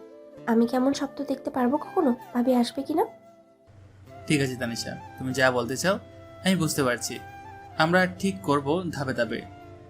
আজকে দিনটি শুধু একটি শুভ সূচনা। দেখিস প্রতিটি পদক্ষেপে আমাদের পরিকল্পনা এবং নিরাপত্তা একসাথে থাকবে। গাড়ি চলতে থাকে। ফাহাদ তানিশার চোখে নির্ভরশীলতা এবং উদ্বেগ দেখে নিজের সিদ্ধান্ত আরও দৃঢ় করে। মনে মনে সে ঠিক করে আজকের এই যাত্রা, এই পরিকল্পনা শুধু আরিশার জন্য নয়, এটি ফাহাদের দীর্ঘ প্রতিশোধের প্রথম ধাপ। ফাহাদের মনে চলছে আগ্রহ, প্রতিশোধ এবং পরিকল্পনার অগ্নি। বিকেলের শেষ আলোটা তখন খান বাড়ির বিশাল ফটকে সোনালি গেটের ওপর পড়ে আছে। বাইরে দাঁড়িয়ে থাকা প্রায় শতাধিক মানুষ বিস্ময়ে তাকিয়ে আছে সারি সারি কালো রঙের রয়্যাল গাড়িগুলোর দিকে। সবার মুখে একটাই গুঞ্জন, দেখো না জলিল খানের মেয়ের ভাগ্যটা কেমন, কি রাজকীয় বিয়ে হচ্ছে। গাড়ি থামার সঙ্গে সঙ্গে পুরো পরিবেশে কেমন যেন এক অদ্ভুত উত্তেজনা ছড়িয়ে পড়ল। দরজা খুলে নামলো ফাহাদ, তার পাশে বোন তানিশা। দুজনেই রাজকীয় পোশাকে, তবু চোখে মুখে এক ধরনের চিন্তার ছাপ স্পষ্ট। ভাইয়া, তুই কখনো ভাবতে পেরেছিস এই জায়গাটা আসলে কেমন? আমি তো অবাক হয়ে গেছি। চারপাশে এত আলো, এত মানুষ, কোনো যেন রাজপ্রাসাদের ভিতরে ঢুকে পড়েছি। এবারের প্রতিটা দেয়ালে বিলাসিতার গন্ধ, অথচ তুই মুখ ভার করে হাঁটছিস। আজ তো তোর জীবনের সবচেয়ে বড় দিন, তোর মুখে এত হাসি ফুটে ওঠা উচিত। হাসি? হ্যাঁ, আজ আমার হাসার কথা, কিন্তু আমি যখন জানি এবারের হাসির পেছনে কত কান্না, কত অভিশাপ লুকিয়ে আছে, তখন সেই হাসিটা গলায় আটকে যায়। তানিশা, এবারের মানুষগুলোকে বাইরে থেকে যেমন দেখিস, ভিতরে তারা তেমন নয়। তাদের সাজানো মুখের আড়ালে লুকিয়ে আছে অহংকার, মিথ্যা আর নিষ্ঠুরতা। ভাইয়া, আমি বুঝতে পারছি না তুই এমন কথা বলছিস কেন। এই বাড়িতে তো আজ তোর বিয়ে হতে যাচ্ছে, আর তুই এমন করে বলছিস যেন কোনো যুদ্ধক্ষেত্রে যাচ্ছিস। আমি তো ভেবেছিলাম তুই অবশেষে সুখের মুখটা দেখবি। সুখের মুখ আমি অনেক আগে হারিয়ে ফেলেছি তানিশা। আজ আমি যা করতে যাচ্ছি সেটা সুখের নয়, নিয়ার কাজ। আজ আমি এই বাড়িতে পা রাখছি এক উদ্দেশ্যে, আমাদের পরিবারকে যেভাবে অপমান করা হয়েছিল তার হিসাব মেলানোর জন্য। আজ আমি আমার বাবার অসম্মান, আমার মায়ের চোখের জল আর আমাদের ভাঙা ঘরের প্রতিটি কান্নার প্রতিদান দিতে যাচ্ছি। তুই কি বলছিস ভাইয়া? তুই প্রতিশোধ নিতে যাচ্ছিস? বিয়ের মতো পবিত্র একটা সম্পর্ককে তুই প্রতিশোধের হাতিয়ার বানিয়েছিস? এটা কি তুই ঠিক করছিস? তুই যেভাবেই ভাবছিস সেভাবে না তানিশা। আমি কারো জীবন ধ্বংস করতে যাচ্ছি না, আমি শুধু ওদের মিথ্যা অহংকারটা ভাঙতে চাই। আমি চাই ওরা যেভাবে আমাদের চোখের জল দেখেছিল সেভাবে একদিন তাদের চোখেও অনুশোচনার অস্ত্র দেখি। ভাইয়া, তুই জানিস এই প্রতিশোধ তোর নিজের জীবনের বিষিয়ে দিবে। তুই যদি এই বাড়ির কাউকে ভালোবেসে ফেলিস তখন কি করবি? ভালোবাসা প্রতিশোধের চেয়ে অনেক বেশি শক্তিশালী, এটা ভুলে যাস না। আমি ভালোবাসায় বিশ্বাস করি না তানিশা। ভালোবাসা শুধু মানুষের দুর্বলতা বাড়ায়। আমি দুর্বল হতে আসিনি, আমি এসেছি শক্ত হতে। তানিশা কিছু বলতেই যাচ্ছিল, এমন সময় ওপরে সিঁড়ি দিয়ে ধীরে ধীরে নামলো এক মেয়ে, আরিশা খান। সোনালি লেহেঙ্গা, হালকা গয়না, গলায় মুক্তোর মালা আর চোখে এক অদ্ভুত মায়া, যেন পুরো ঘরটা তার উপস্থিতিতেই আলোকিত হয়ে উঠেছে। চারিদিকের মানুষ তাকিয়ে রইল নিঃশব্দে। ভাইয়া, ওই যে মেয়েটা নামছে, ওইটা না তোর হবু স্ত্রী? আল্লাহ, ওকে থেকে তো মনে হচ্ছে স্বপ্নের রাজকন্যা নেমে আসছে। তুই সত্যি একেবারে সেরার সেরা পছন্দ করেছিস। তুই যেভাবে দেখেছিস আমি সেভাবে দেখি না তানিশা। আমি রাজকন্যা সৌন্দর্য দেখতে আসিনি, আমি এসেছি রাজ্যের অন্যায়ের বিচার করতে। ভাইয়া, তুই এমনভাবে কথা বলছিস যেন এই মেয়েটা তোর শত্রু, কিন্তু ও তোর কিছুই জানে না, ও তো নির্দোষ। তুই যদি ওর জীবনটা ভেঙে ফেলিস তাহলে ওর অপরাধটা কি? আমি কারো জীবন ভাঙতে আসিনি, শুধু কিছু সত্য প্রকাশ করতে এসেছি। আর বিশ্বাস কর, সেই সত্য একদিন সবাই জানবে। এরপর শুরু হলো বিয়ের অনুষ্ঠান। চারিদিক আলোয় ভরে উঠল, সুর বাজলো, মানুষ উল্লাসে ফেটে পড়ল। মোল্লা সাহেবের কণ্ঠে উচ্চারিত হলো 3টি শব্দ, কবুল কবুল কবুল। সেই শব্দের সঙ্গে সঙ্গে ফাহাদের হৃদয়ে বাজলো অন্য এক সুর, যুদ্ধের প্রতিশোধ। আর আর সেই চোখে ঝিকমিক করল এক অনিশ্চিত ভালোবাসার আভা। স্বাগতম মিস্টার ফাহাদ। আজ থেকে আপনি শুধু আমাদের জামাই নন, আপনি আমাদের পরিবারের গর্ব। জানেন, আরিশা খুব শান্ত সরল একটা মেয়ে। আশা করি আপনি ওর যত্ন নেবেন, কারণ ও আমাদের চোখের মণি। আমি তো বিশ্বাস করি যাকে ভালোবাসা যায় না তাকেও সম্মান দেওয়া যায়। আপনার বোন আমার স্ত্রী, তাই আমি আমার প্রতিশ্রুতি রাখবো যতদিন প্রয়োজন। কথাটা একটু অন্যরকম শোনালো, তবে যাই হোক, আমরা খুশি। আজ থেকে আপনি আমাদের পরিবারের অংশ। হয়তো আমি আজ এই পরিবারের অংশ হয়েছি, কিন্তু আপনাদের জানাই না এই পরিবারের প্রতিটি গোপন দরজার চাবিটাও একদিন আমার হাতে থাকবে। কেউ কিছু বুঝতে পারল না। অনুষ্ঠান চলল, হাসি, গান, ফটো তোলা। অতিথিদের উচ্ছ্বাসে ভরে উঠল পুরো খান বাড়ি। কিন্তু ফাহাদের চোখে একটু আনন্দ ছিল না। সেই চোখে শুধু ছিল হিসাব, পরিকল্পনা আর এক গভীর রহস্যের ছায়া। রাতের শেষে আরিশা আর ফাহাদ গাড়িতে চেপে রওনা দিল ফাহাদের বাড়ির দিকে। বাইরে তখন হালকা কুয়াশা, আকাশে আধো চাঁদ, রাস্তার আলো জানালায় প্রতিফলিত হয়ে পড়েছে আরিশার মুখে। জানো, আজকের দিনটা আমার কাছে যেন এক অলৌকিক গল্পের মতো লাগছে। কখনো ভাবিনি এমন রাজকীয় বিয়ে হবে আমার, কিন্তু মনের ভিতরে একটা অজানা অস্থিরতা কাজ করছে। তোমার মুখের দিকে তাকালেই মনে হয় তুমি কিছু একটা লুকিয়ে রাখছো ফাহাদ। প্রত্যেক মানুষের জীবনে কিছু অধ্যায় থাকে যেগুলো সে কাউকে বলতে পারে না, হয়তো বলার প্রয়োজন পড়ে না। আমি তার ব্যতিক্রম নই আরিশা। তবে একটা কথা মনে রাখো, আমি তোমাকে কখনো কষ্ট দিতে চাই না। জানি না কেন, কিন্তু তোমার চোখে এমন কিছু দেখি যা তোমার কথার সঙ্গে মেলে না। তুমি শান্ত, কিন্তু ভিতরে যেন আগুন জ্বলছে। আমি সেই আগুনের উষ্ণতা অনুভব করি, যদিও বুঝতে পারি না তার উৎস কোথায়। আগুন কখনো নেবে না, শুধু তার শিকা বদলে যায়। সময় হলে সব বলবো, প্রতিটা প্রশ্নের উত্তর পাবা তুমি। এখন শুধু এটুকু জানো, আমি তোমাকে কোনো ক্ষতি করব না। আশা করি তাই হবে, কারণ আমি বিয়েকে খেলা মনে করি না ফাহাদ। আমি চাই আমাদের সম্পর্কটা সত্যি হোক, অভিনয় নয়। আমি কখনো অভিনয় করতে চাই না আরিশা, কিন্তু কখনো কখনো সত্য লুকাতে হয় সময় আসার আগ পর্যন্ত। গাড়ি এসে থামলো ফাহাদের বাড়ির সামনে। দরজা খুলতে ভিতর থেকে ছুটে এলো তার মা, চোখে বিস্ময়। ফাহাদ, তুই কিছু না বলে বিয়ে করে ফেললি? এই মেয়েটাকে এমন হঠাৎ কেন? মা, শান্ত হও, সব বলবো। এটা ভাইয়ার স্ত্রী, আমাদের ভাবি আরিশা। আজকেই নিকাহ করেছে, সব কিছু ঠিকঠাকই হয়েছে।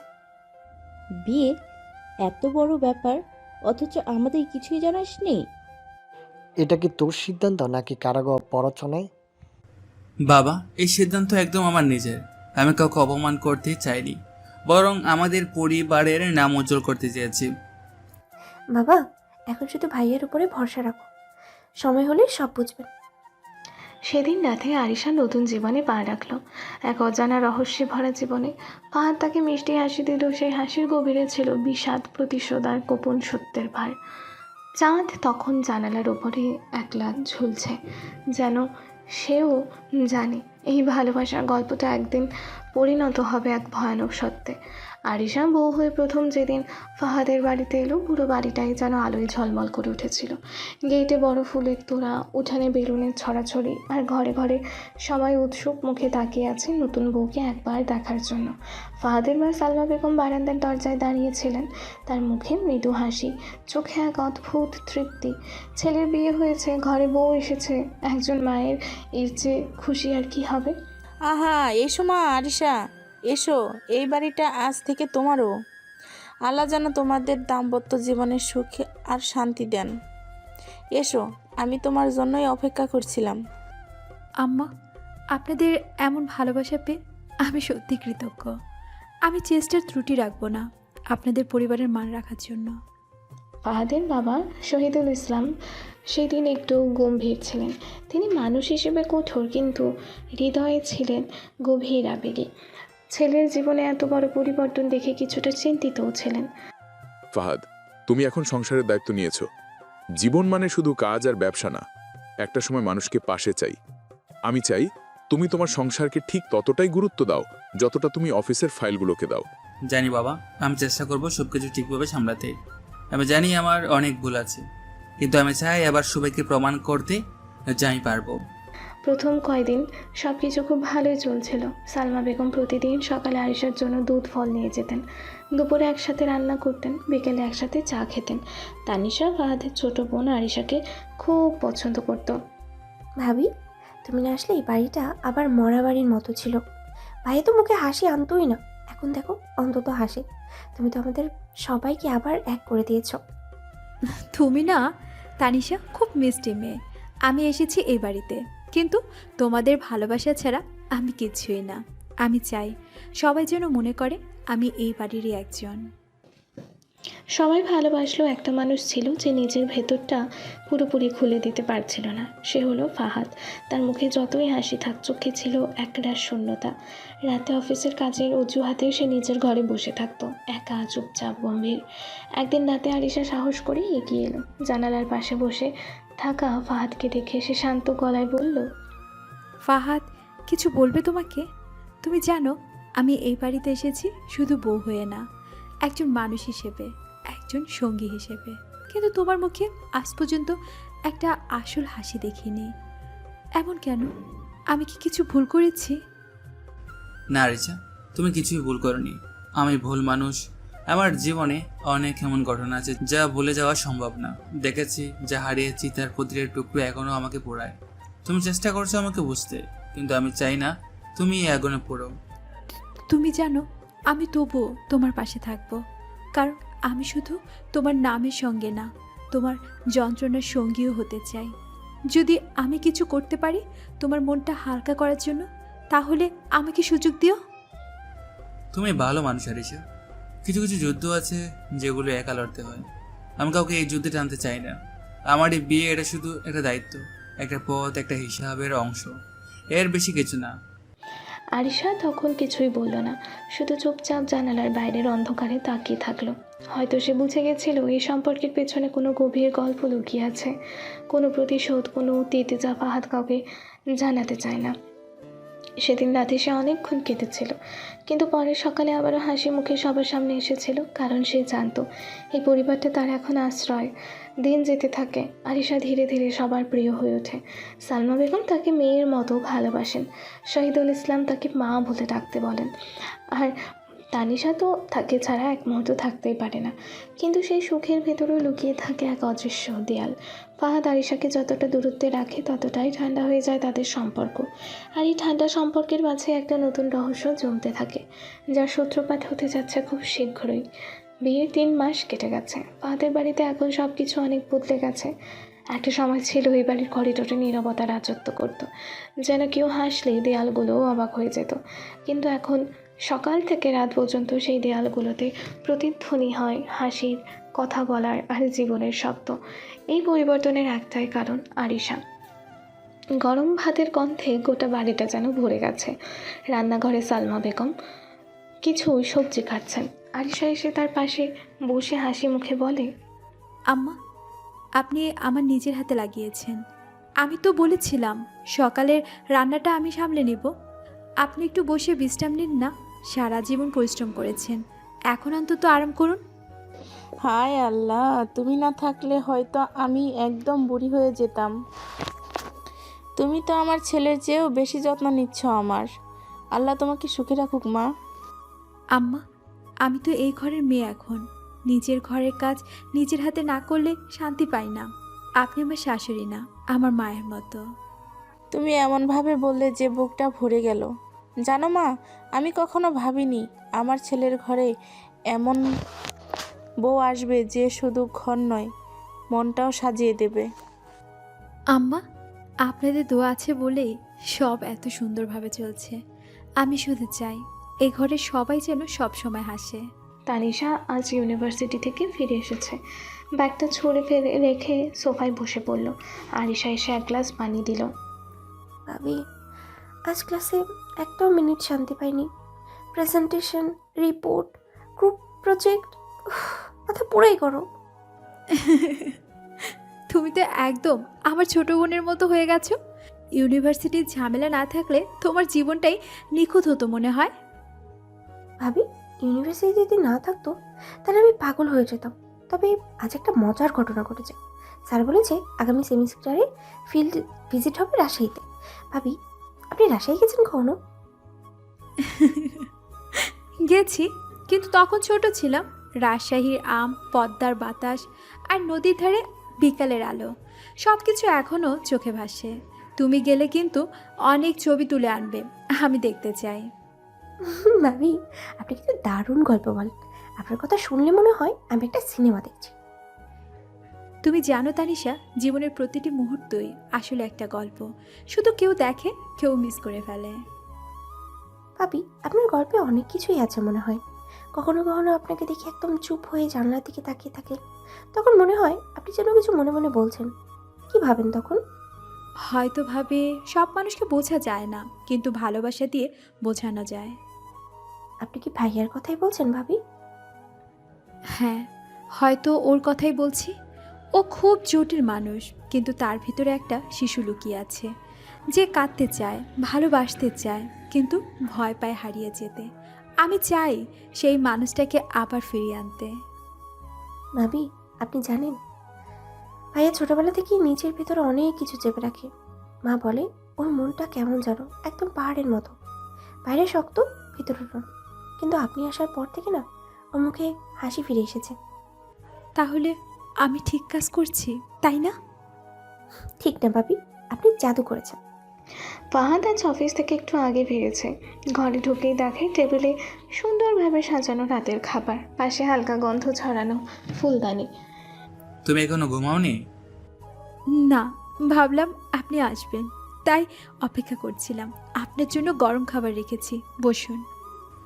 আজ সারাদিন অফিসে কাজের ভেতরেও তোমার কথা মনে পড়েছে। যেন আগে আমি বাড়িতে ফেরার কোনো আনন্দ পেতাম না, কিন্তু এখন প্রতিদিন মনে হয় ঘরে ফেরাটা মানে শান্তির জায়গা ফিরে আসা। হয়তো এটাই সংসারের মানে, কেউ যেন তোমার জন্য অপেক্ষা করে, তোমার হাসি, তোমার কথা, তোমার উপস্থিতির জন্য। তুমি জানো, আমি আগে ভাবতাম এই বিয়ে কেবল একটা দায়িত্ব, একটা চুক্তি মাত্র, কিন্তু এখন মনে হয় এই সম্পর্কটাই আসলে আমাদের জীবনের সবচেয়ে সত্যি জিনিস। সব সম্পর্কের শুরুটা ভুল বোঝাবুঝি থাকে, কিন্তু যখন হৃদয় কথা বলে তখন সব বাধা গলে যায়। তুমি আমার হৃদয়ের সেই দরজাটা খুলে দিচ্ছ, যেটা আমি নিজেরও জন্য বন্ধ করে রেখেছিলাম। আমি শুধু চাই আপনি হাসুন, আমার পুরনো ফাহাদ হয়ে উঠুন। তুমি জানো, এখন আমি নিজেকেও অন্যরকম মনে হয়। হয়তো তোমার জন্য বলে যাচ্ছি। তাহলে এই বদলে যাওয়াটা আমি থামাতে চাই না। সেই রাতে প্রথমবার ফাহাদ বুঝলো এই মেয়েটা আর শুধুই কোনো প্রতিশোধের গল্পের চরিত্র নয়, সে এখন তার জীবনের অংশ। যেভাবে ধীরে ধীরে বৃষ্টির জল মাটিতে মিশে যায়, ঠিক তেমনি আরিশা তার জীবনের প্রতিটা শূন্যতায় জায়গা নিচ্ছে, নরমভাবে নিশ্চুপে ভালোবাসায়। রাকিব অফিসের ডেস্কে বসেছিল খাতার দিকে তাকিয়ে, কিন্তু মন আর চোখ ঠিক সেখানে নেই। ফাহাদ ধীরে ধীরে অফিসে ঢুকলো, তার চোখে সে আগের গভীর দীপ্তি, পায়ে ধীর নাড়াচড়া। রাকিবের বুকের ভেতর একটা অদ্ভুত উত্তেজনা আর ভয় একসাথে জেগে উঠল। রাকিব, তুমি কি সত্যি মনে করছো আমি কোনো মুহূর্তিক খুশির জন্য বা ব্যবসার লাভের জন্য এমন সিদ্ধান্ত নিয়েছি? না রাকিব, আজ আমি তোমার সামনে পুরো সত্যি বলছি। তুমি কি জানো প্রতিটি পদক্ষেপের পেছনে কত গভীর উদ্দেশ্য লুকিয়ে আছে, যা তুমি হয়তো আজও বুঝতে পারছো না। আমি কিছু বলতে পারছি না, সত্যি কিছুই বুঝতে পারছি না। রাকিব, আজ থেকে ঠিক 10 বছর আগে আমাদের কলেজের সেই দিনগুলো মনে আছে কি? তখনই আমার জীবনে অনেক দুঃখ বীজ বপন হয়েছে। তুমি মনে করছো সবকিছু সহজভাবে হয়েছে, কিন্তু না। তোমার কোম্পানিতে শেয়ার নেওয়া, তোমার বোনের বিয়ে, সবকিছুই তখন থেকেই পরিকল্পিত ছিল। সেই ক্ষতের প্রতিফলন, এবং সেই ক্ষত হলো তুমি এবং লিসা। লিসা, তুমি কি সত্যি বলছো লিসা? হ্যাঁ রাকিব, ঠিক তাই। লিসা তোমার সে বান্ধবী, সে তখন তোমার পরিকল্পনার অংশ ছিল। আমি ক্লাসের প্রথম ছাত্র ছিলাম, সব রেজাল্টে সবসময় ভালো পারফর্ম করতাম। আর তুমি ভেবেছিলে আমাকে ফাঁসিয়ে মিথ্যা অপবাদ দিয়ে তুমি আমাকে কলেজ থেকে বিতাড়িত করলে তোমার রেজাল্ট ভালো হয়ে যাবে। কিন্তু না রাকিব, রেজাল্ট মেধা দিয়ে পরিকল্পনা করে না। শুধু তোমার আর বান্ধবীর ষড়যন্ত্রের শিকার হয়ে আমার জীবনে আমার পরিবারের সদস্যদের জীবন ধ্বংস হয়ে গেছে। তুমি ভাবো তো, কলেজের সবাই বিশ্বাস করেছিল আমি দোষী, কিন্তু আমি দোষী ছিলাম না। তারপরও আমাকে কলেজ থেকে রেস্ট্রিক্টেড দিয়ে তাড়িয়ে দেওয়া হয়েছিল, আর আমার বাবা মাকে ডেকে জনসম্মুখে অপমান করা হলো। আমি তো কোনো কিছু করতে পারিনি রাকিব। না, কিন্তু আজ আমি শক্তিশালী, আর তোমার কোম্পানি, তোমার বোন, সবকিছু আমার হাতে, এবং প্রতিটি পদক্ষেপের পেছনে সেই দিনের ক্ষত আছে। ফাহাদ, আমি কখনো ভাবিনি তুমি এত ক্ষত বহন করছো। আমি জানতাম না, আমি বুঝতে পারিনি। রাকিব, তুমি কখনোই বুঝতে পারবে না। তুমি ভাবছো সবকিছু ব্যবসার জন্য। না রাকিব, আমার হাতে যা আছে আজ সবই সে অপমানের প্রতিশোধ। তোমার কোম্পানি, তোমার বোন, সবকিছু আমার প্রতিশোধের অংশ। তুমি কি বুঝছো না? আজ যা করছে তা শুধু অতীতের প্রতিশোধ নয়, এটি সেই দিনের ক্ষত থেকে আবার নিজের ফিরে পাওয়ার যাত্রা। প্রতিটি পদক্ষেপ, প্রতিটি সিদ্ধান্ত, সবই সেই যন্ত্রণার প্রতিফলন। রাকিব খান চুপচাপ দম বন্ধ করে নিজের ভুলের বোঝা অনুভব করে। ফাহাদ, আমি জানতাম না, আমি কিছুই বুঝতে পারিনি। এত বছর ধরে আমি ভুল করেছি। আমি কখনো ভাবিনি সব কিছু এত গভীর ছিল। তুমি আমাকে দেখিয়েছ কিভাবে অতীতের ক্ষত আজকের প্রতিশোধে রূপান্তরিত হয়েছে। রাকিব, তুমি আমাকে কখনো বুঝতে পারবে না, কিন্তু আজ আমি সব করে বলছি। প্রতিটি পদক্ষেপের পেছনে ইতিহাস আছে, প্রতিটি সিদ্ধান্তের পেছনে ব্যথা, প্রতিটি সফলতা অতীতের সেই অপমানের ফল। তুমি আজ আমার সামনে বসে আছো, আর আমি সব খুলে বলছি। তুমি কি বুঝছো রাকিব, আজকের সবই সে অতীতের ছায়া। এখন তুমি যদি সব স্বীকার না করো, তাহলে তোমার জীবনের সব দোষ।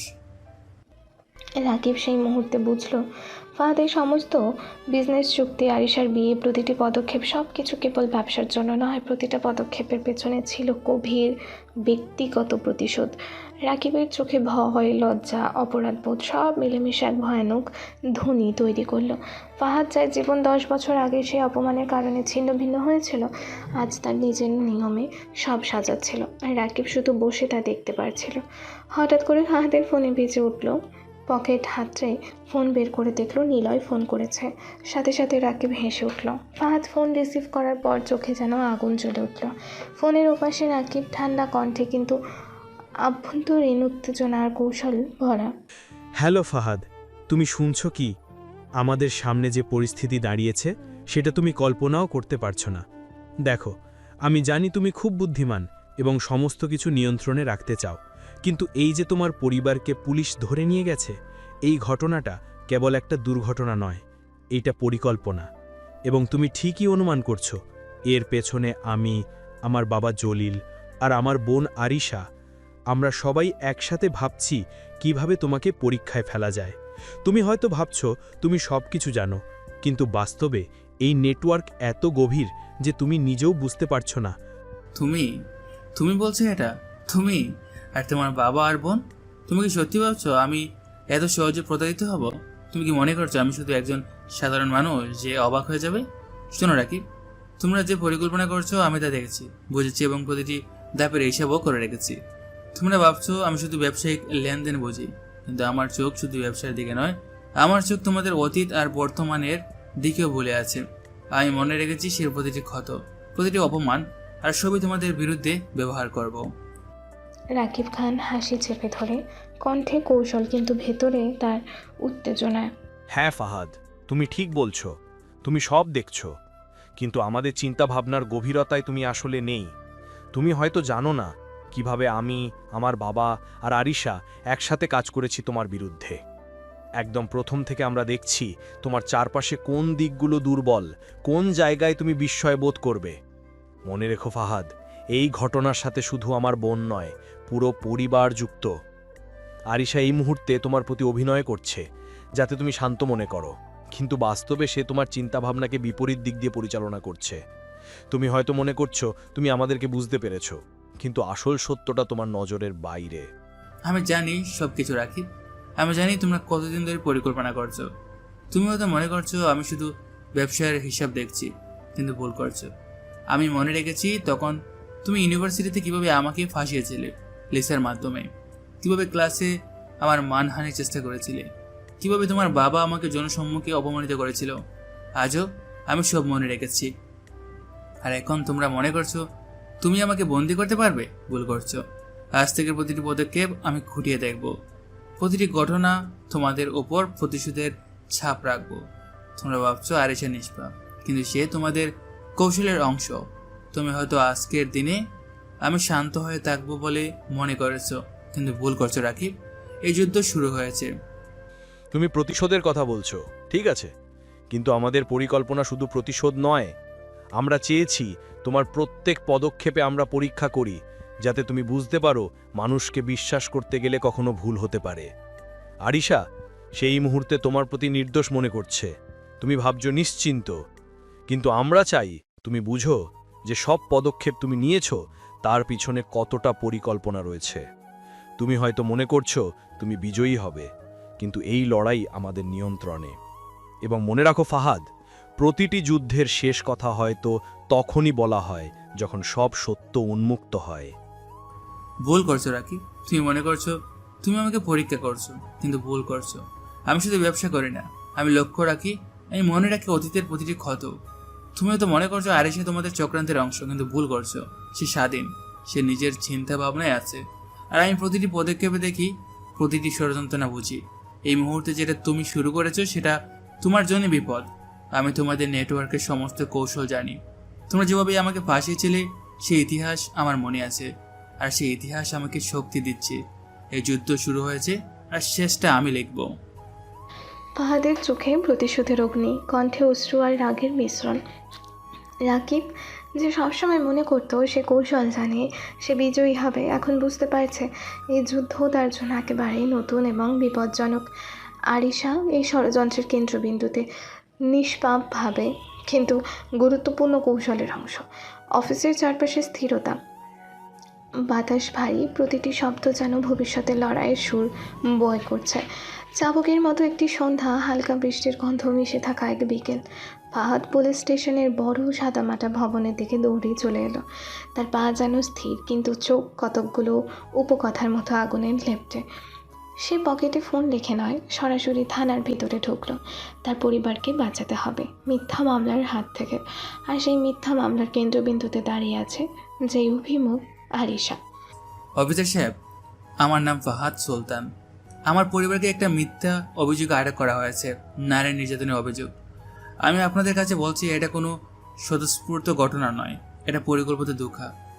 আমাকে দেখার পরে বুঝবেন আমি সন্তর্পণে বলছি, এই মামলা সত্যিকারের ভিকটিম কেউ না, কারণ কারো বিদ্বেষ বা ষড়যন্ত্রের হাতেই কেউ ফাঁসানো হচ্ছে। আপনারা যদি একবার মামলার প্রাথমিক প্রমাণ ভিত্তি তদন্ত করেন, আমার পরিবারের নির্দোষ হওয়া সহজেও প্রমাণ হবে। পুলিশ অফিসার কাগজ কলম মেলে বসে আছে, চোখে অভিজ্ঞতার ছাপ, গলায় বিবেকের সামান্য বিকট হাসি, তার মুখে পেশাগত কুয়াশা। কিন্তু ফাহাদের কথায় যে অগ্নি, তা সে সহজে উপেক্ষা করতে চায় না।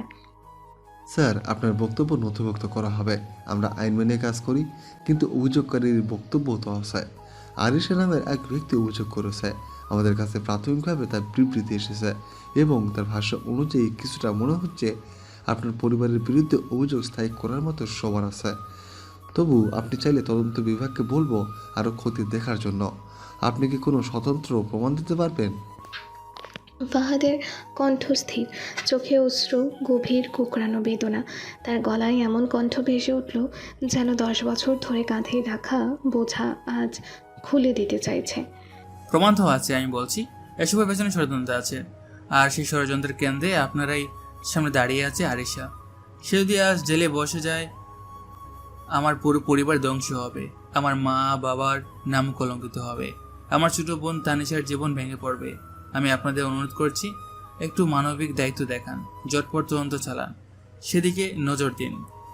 এই কথার মাঝে ভিড়ের ভেতর থেকে এক ঝনঝন শব্দ, দরজার ওপাশে আলোচনার ঢেউ, লোকজনের আড্ডা থেমে গেল। আর তখনই থানার চওড়া দরজায় ঢুকলো সেই শুক্রবারের সাজে আরশি, আর তার সাথে দাঁড়িয়ে রাকিব ও জলিল খান, তিনজনে একসাথে, এক ধরনের সমন্বিত সাজ। অপরাধের মামলাকারীকে যেমন দেখা যায়, তিনি ভীষণ ভিকটিম। আরিশার চোখ লাল, গলায় নরম কণ্ঠ, চারপাশে শোকপূর্ণ সুর। সে যেন কাঁদছে, অথচ সবটাই যেন দৃঢ় পরিকল্পিত অভিনয়। অফিসার সাহেব, আমি আজ খুব লজ্জিত, তাই এখানে এসেছি। আমার সঙ্গে যা ঘটেছে সেটাকে আমি আর সহ্য করতে পারছি না। ওরা ওরা আমার নাম কলঙ্কিত করে দিয়েছে। আমি একেবারে আতঙ্কিত, আমার শরীর কাঁপছে। আমি যদি আপনাদের কাছে সঠিক বিচার না পাই, তাহলে আমি কাকে ভরসা করব? আমার কাছে কোনো উপায় নেই। আমি চাই আইনের রাস্তায় সত্য বের করতে। আরিশার কণ্ঠে ছিল ভিকটিমের সেই সাদা সরলতা, যা পুলিশ অফিসারের মতো তুচ্ছ মানুষের হৃদয় পিছিয়ে নিচ্ছে। রাকিব দাঁড়িয়ে আছে, ঘরোয়া শান্তি। জলিল একজন অভিজ্ঞ কূটনৈতিক, আর চোখে কৌশল চাবুকের মতো ঠান্ডা হাসি। অফিসার সাহেব, আমরা কেবল চাই আইনটা যেন আত্মবিশ্বাসের সঙ্গে কাজ করে, আমাদের ছোট বোনের পরিবারের সুনাম রক্ষা করবেই। আর আমি এই পুরো ঘটনার প্রমাণ দিতে প্রস্তুত আছি। আপনি চাইলে আমরা সমস্ত বিষয় খোলাসা করতে পারি। আপনাদের প্রতি আমার পূর্ণ বিশ্বাস আছে। আমি চাই আইনের কাছে সত্য দ্রুত উন্মোচিত হোক। আমিও চাই সৎ পুলিশ আমাদের পাশে থাকুক। ফাহাদের চোখে তখন এক ধরনের তীব্র ঘৃণা ঘনিয়ে উঠল। সে আর সহ্য করতে পারল না, তার পা শক্ত হয়ে গেল। শব্দহীনভাবে সে আরিশার সামনে এগিয়ে এলো। তার কণ্ঠে যে ফ্রেমের ফেটে পড়া স্বল্পলম্বী আর্তনাদ ছিল, সেটাই এখন ঘন হয়ে উঠল, কঠোর, ধমকানো, কাঁপানো। আরিশা, তুমি যদি সত্যি নির্দোষ হও, তাহলে তুমি এখানে দাঁড়িয়ে কাঁদবে কেন? তুমি যে চোখে জল বাসাবে, সে কি সত্যি? তুমি কি বুঝো তোমার এই জলখানি অভিনয়ের পিছনে কত মানুষের জীবন ভেঙে পড়েছে? আমার মা বাবাকে আইনি লন্ডনে কলঙ্কিত করে তুমি কি হাসতে পারো? তোমার এই ছলনা, এই নকল কান্না, তুমি আজ যা করেছো তার জন্য তুমি সারা জীবন পস্তাবে। আমি তোমায় জানি, তোমার অভিনয় এত নিখুঁত যে বহু সুদর্শন লোকও মুগ্ধ হবে। আমি জানি কেমন করে তুমি আমার পরিবারকে ফাঁসাতে পরিকল্পিতভাবে কাজ করেছো। আরিশা চোখে নিঃশ্বাস ধরে শীতল হাসি লুকিয়ে, পায়ের আঙুল নীলচে ছাপ, তার মুখে ভিকটিমের দুর্বলতা। রাকিব ও জলিল মুচকে হাসি ধরে, কারণ তাদের পরিকল্পনা চলছে ঠিক পরিকল্পনার মতোই। ফাহাদ, আমি জানি তুমি আমার চেহারা দেখে কিচ্ছু বোঝো না, কিন্তু আমি সত্যি ভীত। তুমি আমাকে দেখে হতাশ হয়েও না। আমি কেবল সত্য চাই, আমার জীবনের পাশে থাকা নিরাপত্তা চাই। আমি তোমায় আঘাত দিতে চাই না। আমি কেবল আইনকে বলছি, সত্য আবিষ্কার করুন। ঠিক আছে ফাহাদ, তুমি যা বলো আমরা আইন মানি, কিন্তু মনে রেখো, সত্য উঠে আসুক আর তোমার সঙ্গে সকলের কাছে মর্যাদা বেড়ুক। আমরা চাই ইনসাফটা হোক। পুলিশের কর্মকর্তারা এখন অস্তিত্ব খাতে শুরু করলো। কাগজের খাতায় ক্যালেন্ডার নোট করে, বিকাশের রেকর্ড খোলার নির্দেশ দিচ্ছে, সিসিটিভি জিজ্ঞাসাবাদ করছে। কিন্তু অফিসারের চোখে আরিশার চোখে কাঁদা সেই ছবি মিশে গেছে। সে মনে করেছে সত্যি তার কাছে আসবে। ফাহাদ সেই দৃশ্যে স্থবির হয়ে থাকলো। ভেতরে একটা কণ্ঠ গর্জে উঠল। এবার হয়তো সে নিজেই মঞ্চে নেমে খেলাটার পর্দা খুলে ফেলবে। সে গভীর শ্বাস নিল, থামলো। তার কণ্ঠ কাঁপা কাঁপো, তবু শক্ত। অফিসার সাহেব, আমি অনুরোধ করছি শান্তভাবে তদন্ত করুন, কিন্তু আমাকে বিশ্বাস করার চেষ্টা করবেন। আরিশা যদি নির্দোষ হয় তাহলে আইনের রাস্তায় সে মুক্তি পাবে, কিন্তু যদি তার কণ্ঠে ছলনা থাকে তবে আইনই তাদের বিচার করবে, না আমি না কেউ ব্যক্তিগতভাবে। তবে এই মামলার মর্ম দেখে শুনেছি এটি কোনো বান্ধবীর অভিযোগের চক্রান্ত নয়, এটি পরিকল্পিত ধোঁকা। আমি চাই কনফিডেন্সিয়ালভাবে এই ঘটনার প্রমাণ সংগ্রহ করা হোক। স্যার, আইনের নিয়মে কাজ করা আমাদের কর্তব্য। আমরা শুনেছি আপনি অনুরোধ করেছেন তদন্ত হবে, প্রমাণ সংগ্রহ করা হবে, তবে খেয়াল রাখবেন আইনেই সব ঠিক হবে। কথা হয়ে উঠল, কিন্তু বাতাস গেলেও স্থবিরতা রয়ে গেল, কারণ প্রতিটি কণ্ঠে ছিল উত্তেজনা, ছিল অপেক্ষা। বাইরে দাঁড়িয়ে থাকা কিছু সাংবাদিকের চোখে আগ্রহের তুলো, আর ভবনের ছাদে আকাশে কুয়াশা চলছে, যেন আগুনের জল মিলিয়ে এক অদ্ভুত ঝড় বয়ে যাচ্ছে। ফাহাদের ভেতরে একটা অগ্নিকণা জ্বলে উঠল। অভিনয়, ষড়যন্ত্র আর গ্রামের মতো চটপটে পরিকল্পনা সব মিলিয়ে একটা বড় নাটকের সূচনা। আরিশা, রাকিব ও জলিল তিনজনে দাঁড়িয়ে আছে। সুশৃঙ্খল অভিনয়, পুলিশ তাদের কথায় স্থির, কিন্তু প্রতিটি মুহূর্তে ফাহাদ দেখছে মঞ্চের আড়ালে লুকোনো যে সত্য সেটাই ধীরে ধীরে সামনে আসবে, এবং এই সত্য সামনে এলে হয়তো আর একটি পরিবার ধ্বংস হবে, অথবা অন্য এক পরিবার নিজের অস্তিত্বের ধ্বংসের হাত থেকে রক্ষা পাবে। রাতের আধারে আরিশা তার ঘরের জানালা দিয়ে বাইরে তাকাচ্ছিল। বাতাস হালকা, কিন্তু ভেতরে মনে হচ্ছিল অদ্ভুত উত্তেজনা। সে জানত আজকের রাত তার জীবনের জন্য এক বড় বাঁক। ঠিক তখনই তার নজর পড়ল বাড়ির ছাদে কেউ। রাকিব লিসের সঙ্গে ফোনে কথোপকথনে মগ্ন। এটা কি সম্ভব? রাকিব আর লিসা সত্যি কি ফাহাদকে ফাঁসানোর জন্য পরিকল্পনা করেছে? আর আমার বাবা জড়িত? কি কথা বলেছে তারা? আমি কি শুনেছি? না, এটা কখনো সত্যি হতে পারে না। কিন্তু কথাগুলো স্পষ্ট। ফাহাদকে তারা ফাঁসানোর জন্য একত্রে ষড়যন্ত্র করেছে, আর আমি এখানে অবিচল, শুধু সব দেখছি। এবার আমাকে কিছু একটা করতে হবে। ছাদে আরিশা লুকিয়ে দাঁড়িয়ে সব শুনছিল। রাকিব ফোনে বলছিল, দেখো লিসা, আমরা ফাহাদকে পুরোপুরি ফাঁস করব। আমাদের হাতে তার কোম্পানির সমস্ত তথ্য, আর আরিশাকে আমরা ব্যবহার করব। ফাহাদ বুঝতেই পারবে না কিভাবে আমরা তার ওপর ঝুঁকছি, আর আমাদের পরিকল্পনা হবে নিখুঁত। একটি মাত্র ভুলও হলে চলবে না। ঠিক বলেছিস রাকিব, সময় মতো আমাদের সমস্ত পরিকল্পনা কার্যকর হবে। ফাহাদ কিচ্ছু বুঝতে পারবে না। আর আরিশা, সে এখন আমাদের চোখের বাইরে, কিন্তু আমরা তার উপর নজর রাখছি। আরিশা সমস্ত কথাগুলো মন দিয়ে শুনল। তার হৃদয় কেঁপে উঠল। তাদের এই ষড়যন্ত্র আমি দেখেছি। ফাহাদকে কেউ ফাঁসাতে পারবে না, বিশেষ করে আমার কারণে। আমি তাকে রক্ষা করব, আর যারা ওর পিছনে ষড়যন্ত্র করেছে তাদেরও তার ফল দেখাতে হবে। আগে আমাকে ফাহাদকে উদ্ধার করতে হবে, তারপর সব কিছু পরিকল্পনা করব। পরের দিন আলিশা দ্রুত ফাহাদের কাছে ছুটল। আলিশা ফাহাদের ও তার বাবা মায়ের হাতে পায়ে ধরে কান্না করছিল আর ক্ষমা চায়। এরপরে সকলে বুঝতে পারে আলিশা তার ভুল বুঝতে পেরেছে, তাই তাকে ক্ষমা করে দেন। দিনের আলো ঝকঝকে, কিন্তু ফাহাদ ও আরিশার চোখে সেই আগুন এখনও ঝলমল করছে। অফিসের হালকা বাতাস, শহরে দূর থেকে শব্দ, সব মিলিয়ে যেন নতুন সূচনার আভাস দিচ্ছে। আরিশা, আজকের দিনটা শুধু আমাদের নয়, আমাদের পরিবারের জন্য। সব ষড়যন্ত্র, সব মিথ্যা অভিযোগ, সবকিছু আজ ধ্বংস হবে। আমি জানি তুমি ভয় পেয়েছো, কিন্তু এখন তুমি আর একা নও, আমি তোমার পাশে আছি। ফাহাদ, তুমি সত্যি অসাধারণ। তুমি শুধু শক্তিশালী নও, তুমি সত্যি সৎ। আজকে আমি বুঝতে পারছি, যদি একজন সত্যের পক্ষে দাঁড়ায়, তখন কোনো মিথ্যা তাকে আটকে রাখতে পারে না। পুলিশ তদন্ত শুরু করেছে। সমস্ত প্রমাণ এবং সাক্ষী যাচাই করা হচ্ছে। ফাহাদ ভেতরে ভেতরে চিন্তা করছে, এই মুহূর্তটি তার জীবনের জন্য সবচেয়ে গুরুত্বপূর্ণ। রাকিব ও লিসা এখন ভয় পেয়েছে, তাদের সমস্ত কৌশল ধ্বংস হয়ে গেছে। স্যার, আমরা সমস্ত প্রমাণ যাচাই করেছি। নিশ্চিতভাবে বলতে পারি আপনার পরিবারের বিরুদ্ধে কোনো অভিযোগ সত্য নয়। লিসা ও রাকিবের ষড়যন্ত্র আমাদের নজরে এসেছে। আইন অনুযায়ী তাদের বিরুদ্ধে ব্যবস্থা নেওয়া হবে। ধন্যবাদ অফিসার, সত্য প্রকাশ পেয়েছে, এটাই সবচেয়ে বড় বিষয়। আমার পরিবার নিরাপদ, আর আমি আর কাউকে ব্যতীত হতে দিতে চাই না। রাকিব ও লিসা গ্রেফতার হয়, তাদের মুখে আতঙ্ক, আর ফাহাদ দেখছে যে শক্তি দিয়ে তারা তার পরিবারকে ক্ষতিগ্রস্ত করতে চেয়েছিল সেটাই তাদের পতন ঘটিয়েছে। ফাহাদ, সব ঠিক হয়েছে, তোমার পরিবার রক্ষা পেয়েছে, আর আমরা আমরা আমরা আজ থেকে একসাথে, আর যে কোনো ঝড় আসুক আমরা একসাথে তা মোকাবেলা করব। সত্যি আর ভালোবাসা সবসময় জয়ী হয়, আজ তার প্রমাণ আমরা দেখেছি। অফিসের দরজা ধীরে ধীরে বন্ধ হয়। বাইরে হালকা হাওয়া বইছে, রোদ ছড়িয়ে পড়েছে শহরের রাস্তায়। ফাহাদ আর আরিশা একসাথে বের হচ্ছে হাত ধরে। আর এসে মনে আছে কত কষ্ট সহ্য করেছি আমরা, কিন্তু আজ আমরা সেই সব কষ্টে পিছনে ফেলে দিচ্ছি। নতুন সূচনা আমাদের জন্য অপেক্ষা করছে।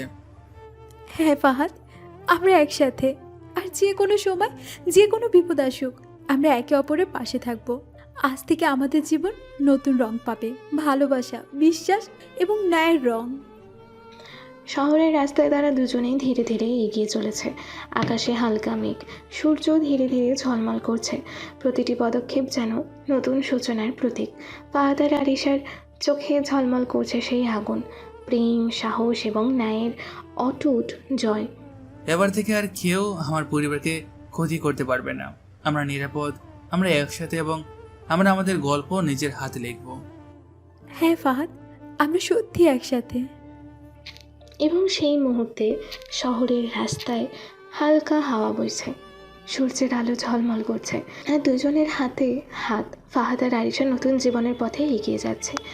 সত্যের জয়, ভালোবাসার শক্তি আর ন্যায়ের মর্যাদা সব মিলিয়ে তারা নিশ্চিত যে এটাই তাদের চিরন্তন বিজয়।